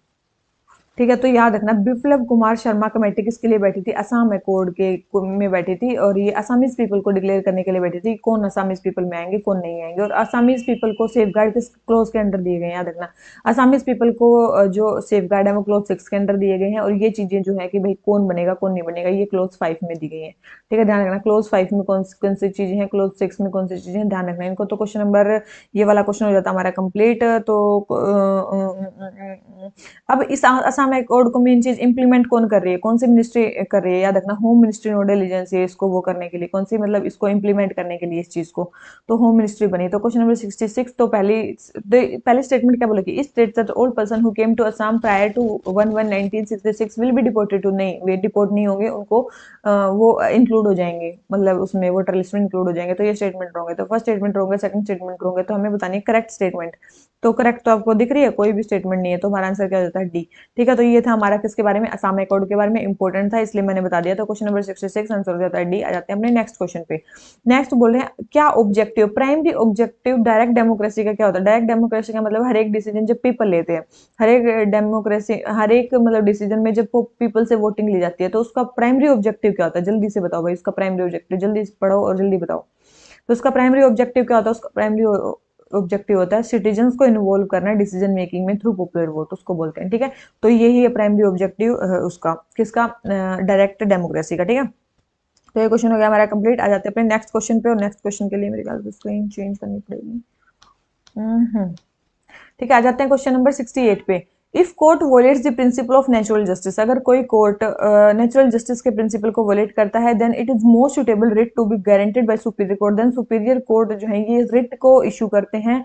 ये जो है लेजिस्लेटिव बॉडीज के अगेंस्ट नहीं होती है, बहुत इंपॉर्टेंट है, ये लेजिस्लेटिव बॉडीज के अगेंस्ट नहीं होती है और प्राइवेट इंडिविजुअल्स के अगेंस्ट नहीं होती। तो जल्दी बताइए कौन से रिट्स है। ठीक है, जब कोई मतलब पहली बात तो कोर्ट ही कोर्ट को इशू कर रहा है, कौन सी है, उसमें कौन सी है, जल्दी बताओ। ना लेजिस्लेटिव बॉडी के अगेंस्ट हो सकती है, ना इंडिविजुअल बॉडीज के अगेंस्ट होती है, केवल और केवल सुपीरियर कोर्ट, जो इंफीरियर कोर्ट जब जस्टिस नहीं कर पाता तो ये रिट इशू होती है, नेचुरल जस्टिस को वो कर देता है। तो ये कौन सी रिट होती है, ये कौन सी रिट होती है, सर्टियोररी। कौन सी रिट होती है, ये सर्टियोररी। आप सभी को पता है टू बी सर्टिफाइड या टू बी इन्फॉर्म्ड कि आपका डिसीजन जो है वो गलत है, वो हम आपका डिसीजन लेंगे, तो ये सर्टियोररी है।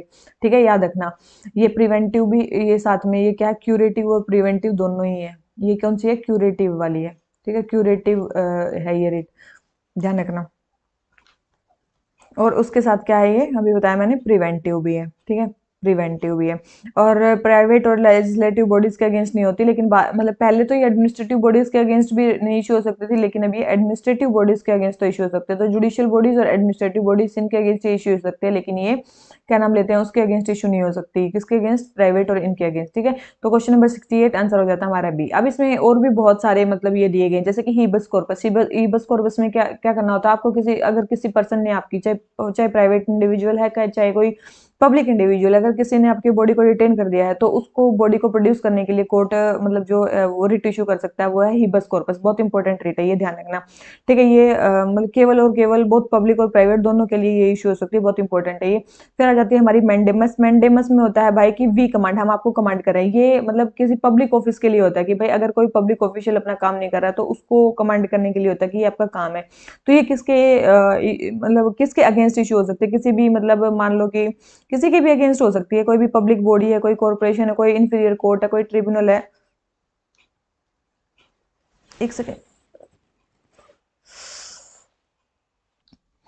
ठीक है भाई, तो मैं क्या बता रही थी, मैंडेमस के बारे में मैं बता दिया था। ठीक है, तो क्या होता है अब ये है क्यों वारंटो। क्यों वारंटो में क्या होता है भाई, व्हाट अथॉरिटी आपने ये काम किया है, ऐसे मतलब ऐसा ये होता है, मतलब किसी इलीगल, अगर कोई मान लो पब्लिक ऑफिस को कोई काम कर रहा है, इलीगल ऑब्जर्वेशन कर रहा है, तो उसके लिए होता है भाई व्हाट अथॉरिटी आपने ये काम किया है। ठीक है, ये काफी ज्यादा इंपॉर्टेंट है। इसमें ऐसा नहीं होता है, मतलब और सारियों में क्या होता है कि भाई केवल और केवल जो पर्सन एग्रीड है वही उसमें मतलब वो कर सकता है, लेकिन इसमें कोई भी इंटरेस्टेड पर्सन जो है वो ये रिट इशू करवा सकता है। ठीक है, कोई भी इंटरेस्टेड पर्सन क्यों वारंट में कर सकता है कि भाई आपने ये काम क्यों किया है। ठीक है, एक और रिट होती है, आप सभी को पता है, प्रोहिबिशन। ये भी जुडिशियल बॉडीज के लिए ही होती है, जुडिशियल क्वासी जुडिशियल बॉडी के लिए। इसमें जो है हायर कोर्ट लोअर कोर्ट को क्या करता है, प्रोहिबिट करता है कि भाई आप ये काम मत करो। ठीक है, जो भी आप ये कर रहे हो, ये गलत कर रहे हो, इलीगल कर रहे हो, तो आप ये मत करो, ऐसा होता है प्रोहिबिशन। और ये किसके अगेंस्ट इशू नहीं हो सकता, एडमिनिस्ट्रेटिव बॉडी, लेजिस्लेटिव बॉडी और प्राइवेट इंडिविजुअल, तीनों के अगेंस्ट ये इशू नहीं हो सकता है। ठीक है, तो ये सारी कुछ कुछ रेट्स हैं।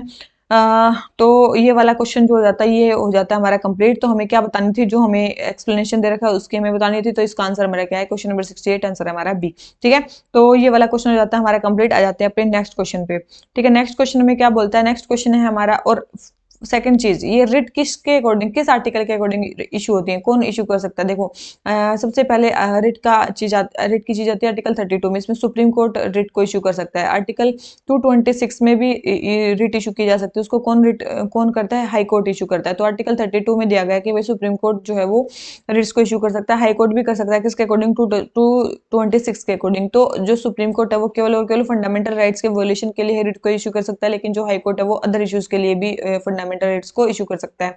इसीलिए जो रिट जुरिडिक्शन है वो हाई कोर्ट की वाइडर है as compare to supreme court की। लेकिन अगर टेरिटोरियल जुरिडिक्शन बोले, टेरिटरी किस टेरिटरी में, तो टेरिटोरियल जुरिडिक्शन जो है वो सुप्रीम कोर्ट की ज्यादा है, क्योंकि वो ऑल इंडिया में इशू को रिट्स को इशू कर सकते हैं, लेकिन हाई कोर्ट केवल केवल अपने स्टेट की टेरिटरी में कर सकते हैं, या फिर जहाँ पे उनका जुरिडिक्शन होता है वहां पे कर सकते हैं। ठीक है, तो ये कौन कौन इशू कर सकते हैं, ये भी हो गया हमारा क्वेश्चन। तो क्वेश्चन नंबर ये वाला हो गया कंप्लीट। क्वेश्चन नंबर 68, तो ये हमारा आंसर हो गया। अभी आ जाते हैं क्वेश्चन नंबर 69 पे। 69 हमें बताना है, preamble was enacted bye constituent assembly after the rest of the constitution was already enacted. बोल रहे हैं कि प्रीएम्बल सबसे लास्ट में इनेक्ट किया गया, ताकि मतलब कॉन्स्टिट्यूशन मतलब पहले पूरा कॉन्स्टिट्यूशन इनेक्ट किया गया, उसके बाद हमारा प्रीएम्बल इनेक्ट किया गया। बिल्कुल भाई, बाद में इनेक्ट किया गया। सेकंड बोल रहे हैं प्रीएम्बल बाद में क्यों इंसर्ट किया गया, क्योंकि ये इंश्योर करने के लिए कि it was in conformative with the constitution as adopted by the constitution assembly. बिल्कुल, ये उस कॉन्स्टिट्यूशन के साथ कन्फर्मेटिव में है जो हमने कॉन्स्टिट्यूएंट असेंबली ने अडॉप्ट किया। बिल्कुल, इसीलिए उसको लास्ट में वो किया गया था। तो ये बिल्कुल करेक्ट एक्सप्लेनेशन है इसका। तो फर्स्ट स्टेटमेंट भी करेक्ट है, सेकंड स्टेटमेंट भी करेक्ट है, और एक्सप्लेनेशन भी करेक्ट है। तो इसका आंसर हमारा क्या हो जाता है, ए। तो क्वेश्चन नंबर 69 हमारा आंसर हो जाता है ए। क्या मैंने स्क्रीन चेंज की है? ये भी प्रॉब्लम ही है। तो ये क्वेश्चन हो गया कंप्लीट। आ जाते हैं नेक्स्ट पे। नेक्स्ट हमें क्या बोलता है, हमें बताना है किसके बारे में, जजेस के अपॉइंटमेंट के बारे में। हाई कोर्ट में जजेस के अपॉइंटमेंट के बारे में बताना है। ठीक है, तो सबसे पहले एड होक जजेस, रिटायर्ड जजेस, एडिशनल जजेस, एक्टिंग जजेस। अगर आपने ध्यान से पढ़ा होगा ना, तो इसमें आपने एक चीज अब की मतलब अब की बार क्या नॉर्मली आपने पढ़ी होगी, तो जो हाई कोर्ट में जजेस होते हैं, तो नॉर्मल हो गए हाई कोर्ट के जज। उसके अलावा हाई कोर्ट में और तीन कौन कौन से टाइप के जज होते हैं, दोनों में तीन टाइप के अलग जज होते हैं, सुप्रीम कोर्ट में भी और हाई कोर्ट में भी। हाई कोर्ट में तीन अलग टाइप के जजेस होते हैं। एक तो आपको पता चल गई रिटायर्ड जजेस, एक आपको पता चल गई एडिशनल जजेस, और एक आपको पता चल गई एक्टिंग जजेस। सेम सुप्रीम कोर्ट में भी होते हैं, एक होते हैं एक्टिंग जजेस, ठीक है, होते हैं एक होते हैं एडिशनल जजेस, सॉरी एक होते हैं रिटायर्ड जजेस, सॉरी सॉरी, एक होते हैं रिटायर्ड जजेस, और एक होते हैं हमारे कौन से लास्ट के एड होक जजेस। बहुत इंपॉर्टेंट है एड होक जजेस, तो ध्यान रखना। जो सुप्रीम कोर्ट एड होक जज का कंसेप्ट केवल और केवल कहाँ आता है, सुप्रीम कोर्ट में आता है, ना कि हाई कोर्ट में। और इसने हाई कोर्ट में पहले सबसे पहले एड होक जज का बोल रखा है। तो पहली स्टेटमेंट तो यही हो गई कि एड होक जजेस को सबसे पहले तो ये सुप्रीम कोर्ट में अपॉइंट होते हैं। पहली स्टेटमेंट रॉन्ग होगी। ठीक है, तो अब आगे ठीक है भाई, अब हमें तीन तीन तो इसमें होते ही हैं, कौन से, रिटायर्ड, एडिशनल और एक्टिव। तो रिटायर्ड जजेस, अब ये बोल रहे हैं कि रिटायर्ड जजेस जो हैं वो temporarily president of India appoint करते हैं। सेकंड बोल रहे हैं एडिशनल जजेस जो है उनको प्रेसिडेंट ऑफ इंडिया अपॉइंट करते हैं। तीसरे बोल रहे हैं एक्टिंग जजेस जो है वो chief justice of particular high court जो है वो अपॉइंट करता है। तो इसमें से बताओ कौन सी स्टेटमेंट सही है। देखो, एडिशनल जजेस को कौन अपॉइंट करता है, प्रेसिडेंट अपॉइंट करता है, बिल्कुल सही स्टेटमेंट है ये। क्या है, सही स्टेटमेंट है। एक्टिंग जजेस को कौन अपॉइंट करता है, बिल्कुल ये एक्टिंग जजेस को भी प्रेसिडेंट ही अपॉइंट करता है, एक्टिंग जजेस को भी प्रेसिडेंट ही अपॉइंट करता है। ठीक है, ध्यान रखना, एक्टिंग जजेस को भी प्रेसिडेंट अपॉइंट करता है। लेकिन रिटायर्ड जजेस को आने के लिए कौन बोलता है, रिटायर्ड जजेस को आने के लिए कौन कौन बोलता है, चीफ जस्टिस ऑफ जो हाई कोर्ट है वो बोलते हैं। ठीक है, chief justice of high court बोलते हैं कि भाई आप आ जाओ, मतलब कोई काम है, तो उसके लिए chief justice of high court बोलते हैं, ना कि प्रेसिडेंट। तो इस प्रेसिडेंट की कंसल्टेशन से बोलते हैं, लेकिन chief justice of high court बोलते हैं। ठीक है, ध्यान रखना इस चीज को। ठीक है, तो मेरे ख्याल से आपको समझ में आ गया कि क्यों ये सारे, क्यों फर्स्ट स्टेटमेंट गलत है, क्यों सेकंड स्टेटमेंट गलत है, क्यों फोर्थ स्टेटमेंट गलत है, और क्यों थर्ड स्टेटमेंट करेक्ट है। एडिशनल जजेस क्या होती है, मान लो कि वर्कलोड हाईकोर्ट का काफी ज्यादा हो गया, तो प्रेसिडेंट डिसाइड कर सकते हैं कि भाई हम कुछ एडिशनल जजेस को लगाते हैं जो हाईकोर्ट के जज की क्वालिफाई होने के वो हों, और उनको वो एडिशनल जजेस लगा देते हैं। ठीक है, तो ये स्टेटमेंट सही है। तो थर्ड स्टेटमेंट इसमें केवल सही है। एड हॉक जजेस सुप्रीम कोर्ट में कब लगते हैं, एड हॉक जजेस सुप्रीम कोर्ट में जब लगते हैं, कब लगते हैं, जल्दी बताओ कब लगते हैं, जब लगते हैं जब कोरम वहां पे नहीं होती। जब कोरम नहीं होती तो एड हॉक जजेस को जो है वो प्रेसिडेंट अपॉइंट कर सकते हैं। ठीक है, प्रेसिडेंट अपॉइंट कर सकते हैं, बहुत इंपॉर्टेंट है। उसमें भी यही चीज है कि भाई रिटायर्ड जजेस को वहां पे कौन बोलेगा, chief justice of India. Acting जजेस को कौन अपॉइंट करेगा वहां पे भी जो प्रेसिडेंट है वो। तो ये सारे कंसेप्ट सेम है। तो क्वेश्चन नंबर 70 हमारा आंसर हो जाता है सी। आ जाते हैं नेक्स्ट क्वेश्चन पे। ठीक है, मेरे ख्याल से अच्छे से समझ में आ गया होगा। तो किन तीन टाइप के जजेस हाई कोर्ट में होते हैं और किन के सुप्रीम कोर्ट में होते हैं। और अब एक काम करना, जहां पे भी ये चीजें लिख रखी है ना, वो दोनों जगह जाके पढ़ लेना, हाई कोर्ट और सुप्रीम कोर्ट, आपको समझ में आ जाएगा मैं क्या बोलती हूँ। ठीक है, तो क्वेश्चन नंबर ये वाला हो जाता है कंप्लीट। आ जाते हैं क्वेश्चन नंबर नेक्स्ट पे। क्वेश्चन नंबर नेक्स्ट है 71। ठीक है, क्वेश्चन नंबर ये है 71। 71 हमें क्या बोलता है, आर्टिकल 16। आर्टिकल 16 किसके बारे में है, कि हमें भाई डिस्क्रिमिनेशन नहीं करना है पब्लिक एम्प्लॉयमेंट में। तो सबसे पहले बोल रहे हैं it prohibit discrimination both by state and private individual. Private individual के अगेंस्ट जो आर्टिकल है, मैंने आप सभी को बताया केवल सिटीजन्स के लिए आर्टिकल है 15, 16, 19, 29, 30। ठीक है, केवल जो प्राइवेट इंडिविजुअल्स के लिए मैंने आपको बताया था 15, 17, 23 और 19 और 21 को भी अब इसमें इंक्लूड कर दिया गया है। अभी जो कौशल कुमार केस आया था 2023 में, उसमें अभी ये उसमें इंक्लूड नहीं हुआ है, लेकिन ठीक है ध्यान रखना। तो प्राइवेट इंडिविजुअल के अगेंस्ट इनको भी इशू किया जाता है, ये कुछ चेंज किया गया है। तो 1570-23 तो 16 आर्टिकल तो है नहीं, इसका मतलब ये प्राइवेट इंडिविजुअल के अगेंस्ट तो हो नहीं सकते, तो फर्स्ट स्टेटमेंट तो रॉन्ग है। ठीक है, फर्स्ट स्टेटमेंट तो रॉन्ग। अब सेकंड स्टेटमेंट देख लो। Parliament can not prescribe residence as a condition for employment और appointment in state of duty. तो पार्लियामेंट तो डिसाइड कर ही सकती है ना कि भाई रेजिडेंस की कंडीशन को, तो ये स्टेटमेंट गलत। कैन नॉट प्रिस्क्राइब, प्रिस्क्राइब कर सकती है, तो ये स्टेटमेंट भी रॉन्ग होगी। ठीक है, कि पार्लियामेंट प्रिस्क्राइब नहीं कर सकती, रेजिडेंस एज अ कंडीशन कर सकती है आर्टिकल 16 के अकॉर्डिंग। फिर है third, the court can not issue the mandamus to provide reservation और प्रमोशन। बोले कि कोर्ट जो है वो मैंडेमस, वी कमांड वाली जो रिट है उसको इशू नहीं कर सकते रिजर्वेशन या प्रमोशन को वो करने के लिए, क्या करने के लिए, वो करने के लिए, ये देने के लिए। तो ये स्टेटमेंट क्या दे रखी है, बिल्कुल सही दे रखी है भाई। कोर्ट मैंडेमस को इशू नहीं कर सकते कहीं किसी को रिजर्वेशन देने के लिए, उसका प्रमोशन करवाने के लिए। ये स्टेटमेंट बिल्कुल सही है। और ये कहाँ पे आई थी, किसी मतलब केस में तो आई होगी, Suresh Chandra Gautam versus state of UP में आई थी। किसमें? Suresh Chandra Gautam versus state of UP में आई थी। ठीक है, ध्यान रखना। तो इस केस में ये चीज आई थी कि भाई जो कोर्ट है वो मैंडेमस के रिट को इशू नहीं कर सकते रिजर्वेशन या प्रमोशन प्रोवाइड करने के लिए। स्टेटमेंट सही दे रखी है। तो हमें बताने सही स्टेटमेंट कौन सी है। तो first statement wrong, second statement wrong, third statement correct है। तो आपको सभी को बताया केवल एक स्टेटमेंट करेक्ट है, तो हमारा आंसर क्या हो जाता है? ए। ठीक है, तो क्वेश्चन नंबर 71 हमारा आंसर हो जाता है ए। आ जाते हैं क्वेश्चन नंबर 72 पे। ठीक है, चराइडियोमोइडम्स ये क्या है? बोल रहे हैं कि इनको बोला जाता है पिरामिड्स ऑफ असम, क्योंकि इसमें सेक्रेड ब्यूरियल्स होते हैं अहोम किंग और क्वींस के। तो बिल्कुल सही स्टेटमेंट दे रखा है ये।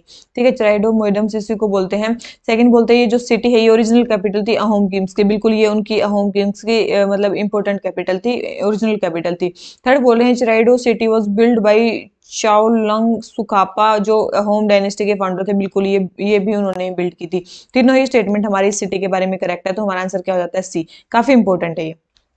न्यूज में क्यों है? न्यूज में इसलिए है क्योंकि भाई अभी सेंट्रल गवर्नमेंट ने डिसाइड किया है कि वो इसको यूनेस्को वर्ल्ड हेरिटेज साइट की लिस्ट में, मतलब यूनेस्को वर्ल्ड हेरिटेज साइट की लिस्ट में फॉरवर्ड करेगी। ठीक है, वर्ल्ड हेरिटेज साइट की लिस्ट में इस जो जगह है उसको मतलब नोटिफाई करेगी। इसीलिए मतलब इस सिटी के का वो जो चीज है वो काफी इंपॉर्टेंट है। ठीक है, मतलब इंपॉर्टेंस काफी है। इसमें भी मतलब चराई डियो, डियो देखो, चराई का चर का मतलब होता है सिटी। ठीक है, चर का मतलब होता है सिटी, और राई का मतलब होता है शाइन। राई का मतलब होता है शाइन, और डियो का मतलब होता है यहाँ पे असामीज लैंग्वेज में, मतलब इसमें होता है डोई का मतलब होता है हिल। तो मतलब हिल के ऊपर शाइन करना है। सिटी जो हिल के ऊपर शाइन करती है उसको बोलते हैं क्या? चराइडियो सिटी। ठीक है, चराइडियो सिटी इसलिए उसका नाम पड़ा है। उन्होंने बनाई थी, मतलब जिन्होंने भी बनाई थी, जिन्होंने मतलब चाओलोंग सुकापा ने बनाई थी 1253 एडी में। ठीक है, तभी ये लगभग 1228 में अहोम किंगडम स्टार्ट हुआ था।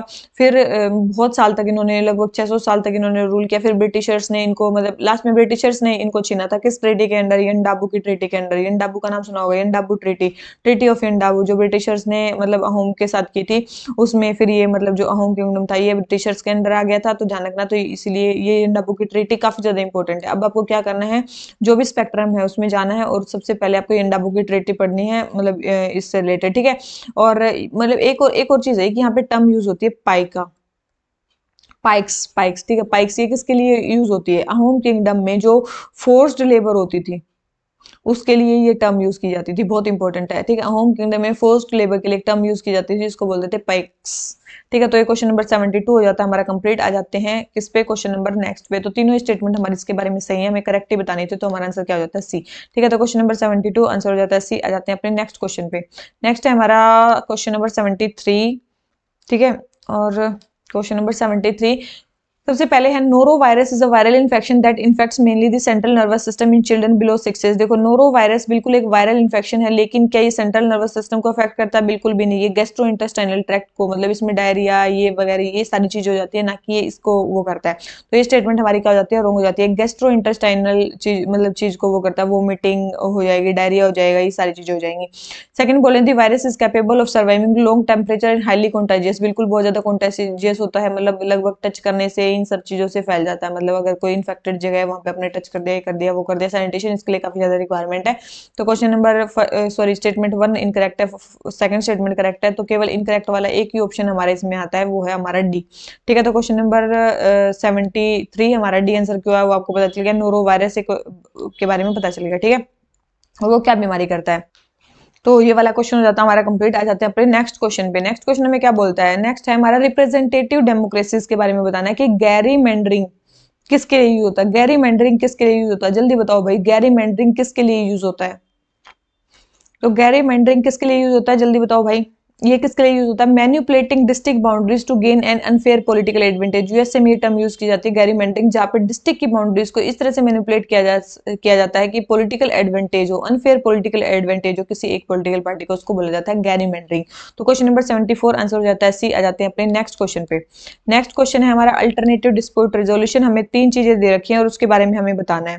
ठीक है, अल्टरनेटिव डिस्प्यूट रेजोल्यूशन 3 चीजें दे रखी हैं, उसके बारे में हमें बताना है। तो सबसे पहले बोल रखा है आर्बिट्रेशन, दूसरा बोल रखा है कंसिलिएशन, तीसरा बोल रहा है नेगोशिएशन। देखो पढ़ो सारे। नेगोशिएशन बोल रहे हैं it is a non binding procedure of dispute resolution without the intervention of any third party. आप सभी को पता है नेगोशिएशन, मान लो कि आप मतलब दो बंदे हो, आप कुछ सामान खरीदने जाते हो, सेलर से आप क्या करते हो, नेगोशिएशन करते हो। तो वो बिल्कुल एक नॉन बाइंडिंग प्रोसीजर होता है डिस्प्यूट रेजोल्यूशन का, जिसमें कोई थर्ड पार्टी इन्वॉल्व नहीं होती है। बिल्कुल सही स्टेटमेंट है ये। तो थर्ड स्टेटमेंट तो हमारी क्या है, बिल्कुल सही है। सेकंड बोल रहे हैं कंसिलिएशन। कंसिलिएशन क्या बोल रहे हैं, a binding procedure in which a impartial third party assists the parties to a dispute in reaching a mutual satisfactory agreement और सेटलमेंट ऑफ अ डिस्प्यूट। तो ये जो बाइंडिंग प्रोसीजर होता है ये कौन सा होता है, बहुत इंपॉर्टेंट है, ध्यान रखना। बाइंडिंग प्रोसीजर कौन सा होता है, आर्बिट्रेशन होता है। कौन सा होता है, आर्बिट्रेशन को बोलते हैं। ठीक है, और ये कंसिलिएशन क्या है, कंसिलिएशन क्या है, कंसिलिएशन में क्या होता है, एक minute, it is a non binding procedure. Conciliation क्या है, एक नॉन बाइंडिंग प्रोसीजर है जिसमें इम्पार्शियल पार्टी जो है असिस्ट करती है पार्टीज को डिस्प्यूट में एक म्यूचुअली सेटिस्फैक्टरी और एग्रीड सेटलमेंट पे आने पे। ठीक है, तो फर्स्ट और सेकंड स्टेटमेंट जो है वो अपोजिट दे रखे हैं, थर्ड स्टेटमेंट हमें करेक्ट दे रखी है कि नेगोशिएशन क्या होता है। ठीक है, तो मतलब तीनों आपको पता चल गया। तो फर्स्ट रॉन्ग है, सेकंड रॉन्ग है, थर्ड करेक्ट है। तो हमें करेक्टली मैच बताना है, तो केवल एक पेयर जो है वो इसमें हमारा जो है वो करेक्टली मैच है। ठीक है, तो ये इसका आंसर हमारा क्या हो जाता है, ए। तो ये क्वेश्चन हो जाता है हमारा कंप्लीट। आ जाते हैं नेक्स्ट क्वेश्चन पे। नेक्स्ट क्वेश्चन हमें क्या बोलता है, रजिस्ट्रार जनरल ऑफ इंडिया के बारे में बताना है। रजिस्ट्रार जनरल ऑफ इंडिया कब बना था, सबको पता है भाई, 1961 में बना था। किस मिनिस्ट्री के अंडर है, होम अफेयर्स मिनिस्ट्री के अंडर है। क्या मैंडेटरी है इसका अप्रूवल लेना, अगर किसी कम्युनिटी को एसटी की लिस्ट में डालना है तो इसका अप्रूवल जरूरी है, बिल्कुल इसका अप्रूवल जरूरी है, बहुत इंपॉर्टेंट है, ध्यान रखना इसको। Third, it gives estimates of fertility and mortality using the sample registration system. बिल्कुल, ये फर्टिलिटी और मोर्टेलिटी की एस्टिमेट्स भी प्रोवाइड करते हैं सैंपल रजिस्ट्रेशन सिस्टम से। तो बिल्कुल सही स्टेटमेंट है, तीनों ही स्टेटमेंट रजिस्ट्रार जनरल के बारे में सही है। तो हमारा आंसर क्या हो जाता है, सी। और किस मिनिस्ट्री के अंडर आता है वो आपको पता चलेगा, मिनिस्ट्री ऑफ होम अफेयर्स के अंडर आता है, 1961 में आया। और क्या क्या ये सारी चीजें आपको पता चलेगी। तो क्वेश्चन नंबर 61 आंसर हो गया सी। आ जाते हैं, सॉरी, क्वेश्चन नंबर 76 आंसर हो गया सी। आ जाते हैं नेक्स्ट क्वेश्चन पे। ठीक है, और नेक्स्ट क्वेश्चन में क्या बोलता है, 77 है, each state of India has its own high court. बोल रहा है कि हर एक मतलब जो स्टेट है उसका अपना हाई कोर्ट है। कैसा है, बिल्कुल भी नहीं। पंजाब और हरियाणा देख लो, इन दोनों का सिंगल ही है, हर एक स्टेट का अपना अपना नहीं है। सेकंड बोल रहे हैं, और पहला स्टेटमेंट होते ही आपका आंसर आ जाना चाहिए, क्या केवल एक ही है जिसमें फर्स्ट स्टेटमेंट रॉन्ग होती है। ठीक है, उसका आंसर है डी। ठीक है, सेकंड है कि the constitution of India states that there shall be high court for each state. बोल रहे हैं कि द कॉन्स्टिट्यूशन ऑफ इंडिया ये बताता है कि एक हाई कोर्ट होगा हर एक स्टेट के लिए। कॉन्स्टिट्यूशन ऑफ इंडिया ये कहता है कि देयर शैल बी, मतलब ये स्टेटमेंट बिल्कुल सही है कि कॉन्स्टिट्यूशन में लिख रखा है आर्टिकल 214 में कि भाई हर एक स्टेट के लिए हाई कोर्ट होगा। ठीक है, ये स्टेटमेंट बिल्कुल सही 214 में बोला गया, लेकिन एक अमेंडमेंट किया गया, कौन सा, 7th अमेंडमेंट एक्ट किया गया। ठीक है, 7th अमेंडमेंट एक्ट किया गया, ये बहुत इंपॉर्टेंट है, 1956 में किया गया। उसमें बोला गया कि भाई पार्लियामेंट एक कॉमन हाई कोर्ट भी बना सकती है। ठीक है, किसी भी स्टेट या यूनियन टेरिटरी के लिए कॉमन हाई कोर्ट को भी स्टेब्लिश कर सकती है। ये 7th अमेंडमेंट एक्ट में आया है। वैसे कॉन्स्टिट्यूशन में लिख रखा था कि हर एक स्टेट के लिए अपना हाई कोर्ट होना चाहिए, लेकिन फिर बाद में पार्लियामेंट में अमेंडमेंट कर दिया, उसने बोला कि हम कॉमन हाई कोर्ट भी बना सकते हैं। तो इसलिए अब ये जो है हर एक स्टेट में अपना जो है वो हाई कोर्ट नहीं है। ठीक है, केवल और केवल अभी एट प्रेजेंट जो है केवल और केवल 25 हाई कोर्ट्स है इंडिया में। ठीक है, बहुत इंपॉर्टेंट है। एक सुप्रीम कोर्ट है, वो कौन सा, दिल्ली वाला सीट। दिल्ली के सीट को कौन चेंज कर सकता है, जल्दी बताओ, जल्दी बताओ। क्या प्रेसिडेंट कर सकते हैं या चीफ जस्टिस कर सकते हैं, कौन कर सकते हैं, याद रखना, केवल chief justice of India with the consultation of president जो है वो मतलब जो सुप्रीम कोर्ट है उसकी सीट को चेंज कर सकते हैं। लेकिन अभी तक ऐसा हुआ नहीं, केवल दिल्ली ही as a supreme court seat अभी आइडेंटिफाई की गई है। ठीक है, जब नीड वो होगी तो चीफ जस्टिस ऑफ इंडिया कर सकते हैं। तो फर्स्ट स्टेटमेंट रॉन्ग है, सेकंड स्टेटमेंट करेक्ट है। तो हमने आंसर भी लगा दिया कि इसका आंसर क्या है। तो आर्टिकल 214 के अंडर ये बोला गया, तो ये चीज हो गई हमारी कंप्लीट। आ जाते हैं अपने नेक्स्ट क्वेश्चन पे। तो क्वेश्चन नंबर 77 हमारा आंसर क्या हो गया, डी। आ जाते हैं नेक्स्ट क्वेश्चन पे। नेक्स्ट क्वेश्चन हमारा किसके बारे में, कम्युनिकेशन हॉटलाइन के बारे में। जल्दी बताओ भाई, इंटरनेशनल रिलेशन में कम्युनिकेशन हॉटलाइन किसके लिए यूज होती है। कम्युनिकेशन हॉटलाइन ये पढ़ो सारे और उसके बारे में बताओ। ठीक है, जल्दी बताओ, कम्युनिकेशन हॉटलाइन क्या होता है? बहुत इंपॉर्टेंट होती है। हॉटलाइन क्या होती है? एक टेलीफोनिक मतलब सिस्टम होता है, एक डायरेक्ट फोन लाइन होती है जिसमें हेड्स ऑफ द गवर्नमेंट जो है डिफरेंट कंट्री के, वो बात करते हैं। मेनली मान लो कि कोई एक्सीडेंट हो गया, कोई मिस कैलकुलेशन होगी, सरप्राइज अटैक हो गया, तो इसमें मतलब डेंजर को रिड्यूस करने के लिए होता है, ताकि एकदम से हेड ऑफ स्टेट जो है इससे बात कर सके। मेनली हॉस्टाइल कंट्रीज के बीच में होती है कम्युनिकेशन हॉटलाइन। हॉटलाइन लेकिन ऐसे फ्रेंडली नेशन के बीच में भी हो सकती है, जैसे कि इंडिया और यूएसए के बीच में भी कम्युनिकेशन हॉटलाइन है। ठीक है, ध्यान रखना। तो ये इंपॉर्टेंट चीज है। तो कम्युनिकेशन हॉटलाइन के बारे में तो क्वेश्चन नंबर 78 हमारा आंसर हो जाता है डी। आ जाते हैं अपने नेक्स्ट क्वेश्चन पे। नेक्स्ट क्वेश्चन हमें क्या बोलता है?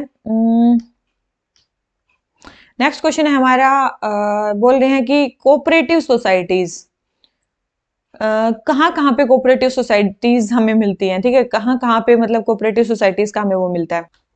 तो भाई जल्दी बताओ, इसमें कहाँ कहाँ पे मिलता है? आप सभी को पता है कौन सा अमेंडमेंट एक्ट हुआ था, क्या हुआ था? मैंने आपको बता भी चुकी हूँ, कई बार बता चुकी हूँ, कई बार मतलब ये बाद में ऐड हुई है कोऑपरेटिव सोसाइटीज वाली चीज। और ये जब मैं ये बता रही थी कॉन्स्टिट्यूशनल अमेंडमेंट एक्ट के डीपीएसपीज में कौन कौन से कॉन्स्टिट्यूशनल अमेंडमेंट एक्ट हुए हैं, कौन कौन से डीपीएसपीज ऐड हुई हैं, उसमें भी मैंने आपको बताया था कोऑपरेटिव सोसाइटीज किसमें ऐड हुई है। ठीक है, जल्दी बताओ। 97th कॉन्स्टिट्यूशनल अमेंडमेंट एक्ट हुआ था, कौन सा? 97th कॉन्स्टिट्यूशनल अमेंडमेंट एक्ट हुआ था, उसमें कोऑपरेटिव सोसाइटीज ऐड हुई है। वो कहाँ हुई है? एक तो फंडामेंटल राइट्स आर्टिकल 19 में ऐड हुए, एक डीपीएसपीज में ऐड हुए कोऑपरेटिव सोसाइटी, किसमें? आर्टिकल 43 बी में। ठीक है, आपको आपने पढ़ा होगा शायद। ठीक है, ये कहाँ हुई है? आर्टिकल 19 में कोऑपरेटिव सोसाइटीज आप बना सकते हो, आर्टिकल 43 में डीपीएसपी में भी ऐड हुई है। फंडामेंटल ड्यूटीज में बिल्कुल भी ऐड नहीं हुए। फिफ्थ शेड्यूल किसके लिए है? एससीज के लिए है, शेड्यूल एरियाज के एडमिनिस्ट्रेशन के लिए। तो फिफ्थ शेड्यूल में भी ऐड नहीं हुई है, फंडामेंटल ड्यूटीज में भी ऐड नहीं हुई है। बहुत इंपॉर्टेंट है। लेकिन एक और आर्टिकल में ये ऐड हुई है, वो कौन सा है? मतलब ये पार्ट 9 बी, पार्ट 9 ए किसके लिए है? आप सभी को पता है पार्ट 9 किसके लिए है? पार्ट 9 पंचायत के लिए है, पंचायत के लिए। पार्ट 9 ए किसके लिए है? म्युनिसिपैलिटीज के लिए है। और पार्ट 9 बी किसके लिए है? बहुत इंपॉर्टेंट है, ये किसके लिए? कोऑपरेटिव सोसाइटीज के लिए। बहुत इंपॉर्टेंट है, ध्यान रखना, ये किसके लिए? कोऑपरेटिव सोसाइटीज के लिए। तो पार्ट 9 बी में ऐड हुई है, ठीक है, कोऑपरेटिव सोसाइटीज पार्ट 9 बी, बहुत इंपॉर्टेंट है। आर्टिकल 243 ZH, 243 ZH से अगर ZT तक जाओगे आप, तो ये कोऑपरेटिव सोसाइटीज के मतलब के बारे में मिलेगा। ठीक है, तो ये यहाँ पे ऐड हुई है। ठीक है, किस किस आर्टिकल में? Article 19, article 43 B, article 243 ZH। तो ये 3 जगह पे मेन कोऑपरेटिव सोसाइटी ऐड हुई है 97 कॉन्स्टिट्यूशनल अमेंडमेंट एक्ट से, मैंने बता दिया था आपको। तो क्वेश्चन नंबर 79 हमें बताना है कौन से स्टेट कहाँ कहाँ पे मतलब ऐड हुई है। तो फर्स्ट एंड सेकंड में ऐड हुई है, थर्ड एंड फोर्थ में नहीं हुई है, तो 2 में हुई है, 2 में नहीं हुई, तो आंसर हमारा क्या हो जाता है? बी। तो क्वेश्चन नंबर 79 हमारा आंसर हो जाता है बी। आ जाते हैं अपने नेक्स्ट क्वेश्चन पे। नेक्स्ट क्वेश्चन हमें क्या बोलता है? नेक्स्ट क्वेश्चन है हमारा जयपुर डिक्लेरेशन के बारे में, बहुत इंपॉर्टेंट है, जल्दी बताओ जयपुर डिक्लेरेशन किसके लिए है? और जयपुर बताने से पहले मेरे को एक बताओ, डकार डिक्लेरेशन किसके लिए है? बहुत इंपॉर्टेंट है, जल्दी बताना। ठीक है, डकार डिक्लेरेशन किसके लिए है? ठीक है, अगर आपने पिछले वाले टेस्ट पढ़े होंगे तो आप बता दोगे। तो ये जयपुर डिक्लेरेशन किसके लिए? बहुत इंपॉर्टेंट है। लॉन्ग टर्म जो गोल है सेफ्टी और सिक्योरिटी का रेलवे ऑर्गेनाइजेशन का, वो हमें सिक्योर करना है, वो हुआ था जयपुर डिक्लेरेशन। अभी एक 18th मीटिंग हुई थी, किसकी? यूआईसी की। तो इंटरनेशनल जो मतलब जो इंटरनेशनल ऑर्गेनाइजेशन है रेलवे की, साथ में जो इंडिया की आरपीएफ है, उनके बीच में एक 18th मीटिंग हुई थी, वहां पे हुआ जयपुर डिक्लेरेशन। इसमें ये किया गया कि भी रेलवे को कैसे सेफ, सिक्योर, एफिशिएंट बनाया जा सके और उसमें सेफ्टी ज्यादा बढ़ाई जा सके, उसके बारे में। ठीक है, अब ये जो यूआईसी है, जो ये इंटरनेशनल बॉडी मतलब रेलवे की जो इंटरनेशनल बॉडी है, इसको इंटरनेशनल यूनियन डेस्क चैम्पियंस भी बोलते हैं, या फिर इंटरनेशनल यूनियन ऑफ रेलवेज भी बोलते हैं। ये कब बनी थी? 1922 में बनी है, बहुत इंपॉर्टेंट है, 1922 में बनी है। और इसके हेडक्वार्टर्स कहाँ पे? बहुत इंपॉर्टेंट है, पेरिस, फ्रांस में इसके हेडक्वार्टर्स हैं। कब बनी थी? 1922 में बनी थी। ऐसे ही हमारी जो आरपीएफ है, ये कब बनी थी? देश के आजाद होने के बाद ही बनी होगी, 1957 में बनी है। बहुत इंपॉर्टेंट है ये चीज, ठीक है, ध्यान रखना। ये इंडिया में प्राइमरी मतलब रेलवे सिक्योरिटी के लिए यही मतलब यूज होती है, मतलब कौन सी? आरपीएफ। ठीक है, तो ये इंपॉर्टेंट है, तो याद रखना। तो इन दोनों की मीटिंग हुई थी अभी जयपुर में, तो इसके उसके बाद साइन हुआ जयपुर डिक्लेरेशन। जयपुर डिक्लेरेशन मिली किसके लिए? रेलवे ऑर्गेनाइजेशन की सेफ्टी एंड सिक्योरिटी के लिए, जो उसको लॉन्ग टर्म गोल अचीव करना है उसके लिए। तो क्वेश्चन नंबर 80 हमारा आंसर क्या हो जाता है? सी। आ जाते हैं नेक्स्ट क्वेश्चन पे। ठीक है, नेक्स्ट क्वेश्चन हमें क्या बोलता है? नेक्स्ट क्वेश्चन है हमारा 81। 81 हमारा किसके लिए है? हमें बताना है क्या चीज सही नहीं है। सुप्रीम कोर्ट की सीट के बारे में क्या चीज सही नहीं है? देख ले भाई, देख लो भाई। सबसे पहले the constitution declare Delhi as seat of supreme court. बोले कॉन्स्टिट्यूशन डिक्लेयर करता है कि दिल्ली सीट सुप्रीम कोर्ट की सीट है, कैसा है? ऐसी बात है? कॉन्स्टिट्यूशन दिल्ली मतलब सीट को डिक्लेयर करता है, क्या स्टेटमेंट सही नहीं है वो बतानी है? तो बिल्कुल ये कॉन्स्टिट्यूशन तो बोलता है कि Delhi seat of supreme court है। सेकंड बोले constitution authorises the president of India to appoint appoint, अभी मैंने बताया कॉन्स्टिट्यूशन किसको ऑथराइज करता है कि वो किसी अलग सीट को सुप्रीम कोर्ट की बना सकता है, थोड़ी देर पहले ही बताया था, कौन किसको, चीफ जस्टिस ऑफ इंडिया को ये पावर है, ना कि प्रेसिडेंट को। तो यही स्टेटमेंट रॉन्ग है, हमें बतानी क्या थी, रॉन्ग स्टेटमेंट ही बतानी थी, तो ये इसकी रॉन्ग स्टेटमेंट होगी। थर्ड है the provisions of declaration of any other place as seat of supreme court is only optional and not, बिल्कुल कंपल्सरी नहीं है, वो केवल ऑप्शनल है और chief justice of India decide कर सकते हैं, उनको रिक्वायरमेंट फील होगी तो वो बता देंगे। डी है no court can give any direction either to the president और to the chief justice to appoint any other place as seat of supreme court, बिल्कुल कोई भी डायरेक्शन नहीं दे सकता प्रेसिडेंट को या चीफ जस्टिस ऑफ इंडिया की वो किसी अदर प्लेस को सीट सुप्रीम कोर्ट की सीट बनाए, बिल्कुल सही स्टेटमेंट है। चीफ जस्टिस ऑफ इंडिया खुद ही डिसाइड करेंगे इस चीज को, ना कि वो डिसाइड करेंगे। ठीक है, तो ये क्वेश्चन हो गया हमारा कंप्लीट। तो क्वेश्चन नंबर 81 हो गया हमारा कंप्लीट। आ जाते हैं किस पे, क्वेश्चन नंबर 82 पे। ठीक है, क्वेश्चन नंबर 82 में क्या बोलता है, इंडियन इंडिपेंडेंस एक्ट 1947 के बारे में बताना है। ठीक है, इंडियन इंडिपेंडेंस एक्ट 1947 के बारे में बताना है, जब देश आजाद हुआ उस टाइम पे क्या क्या हुआ। सबसे पहले है this act introduced an interim constitution to be in effect until the day of independence. बोल रहे हैं कि इंटरिम कॉन्स्टिट्यूशन तब तक इफेक्ट में रहेगा तब जब तक डे ऑफ इंडिपेंडेंस। देखो सबसे पहले तो अगर बात करी जाए यहाँ पे इंटरिम कॉन्स्टिट्यूशन की बात ही नहीं हुई थी, मतलब जब तक देश आजाद नहीं होता या जब तक हम नया कॉन्स्टिट्यूशन नहीं बना ले तब तक हमारा देश किस हिसाब से चलेगा, गवर्नमेंट ऑफ इंडिया एक्ट 1935 के अकॉर्डिंग चलेगा, ऐसा था। ठीक है, तो ऐसी कोई बात ही नहीं होती।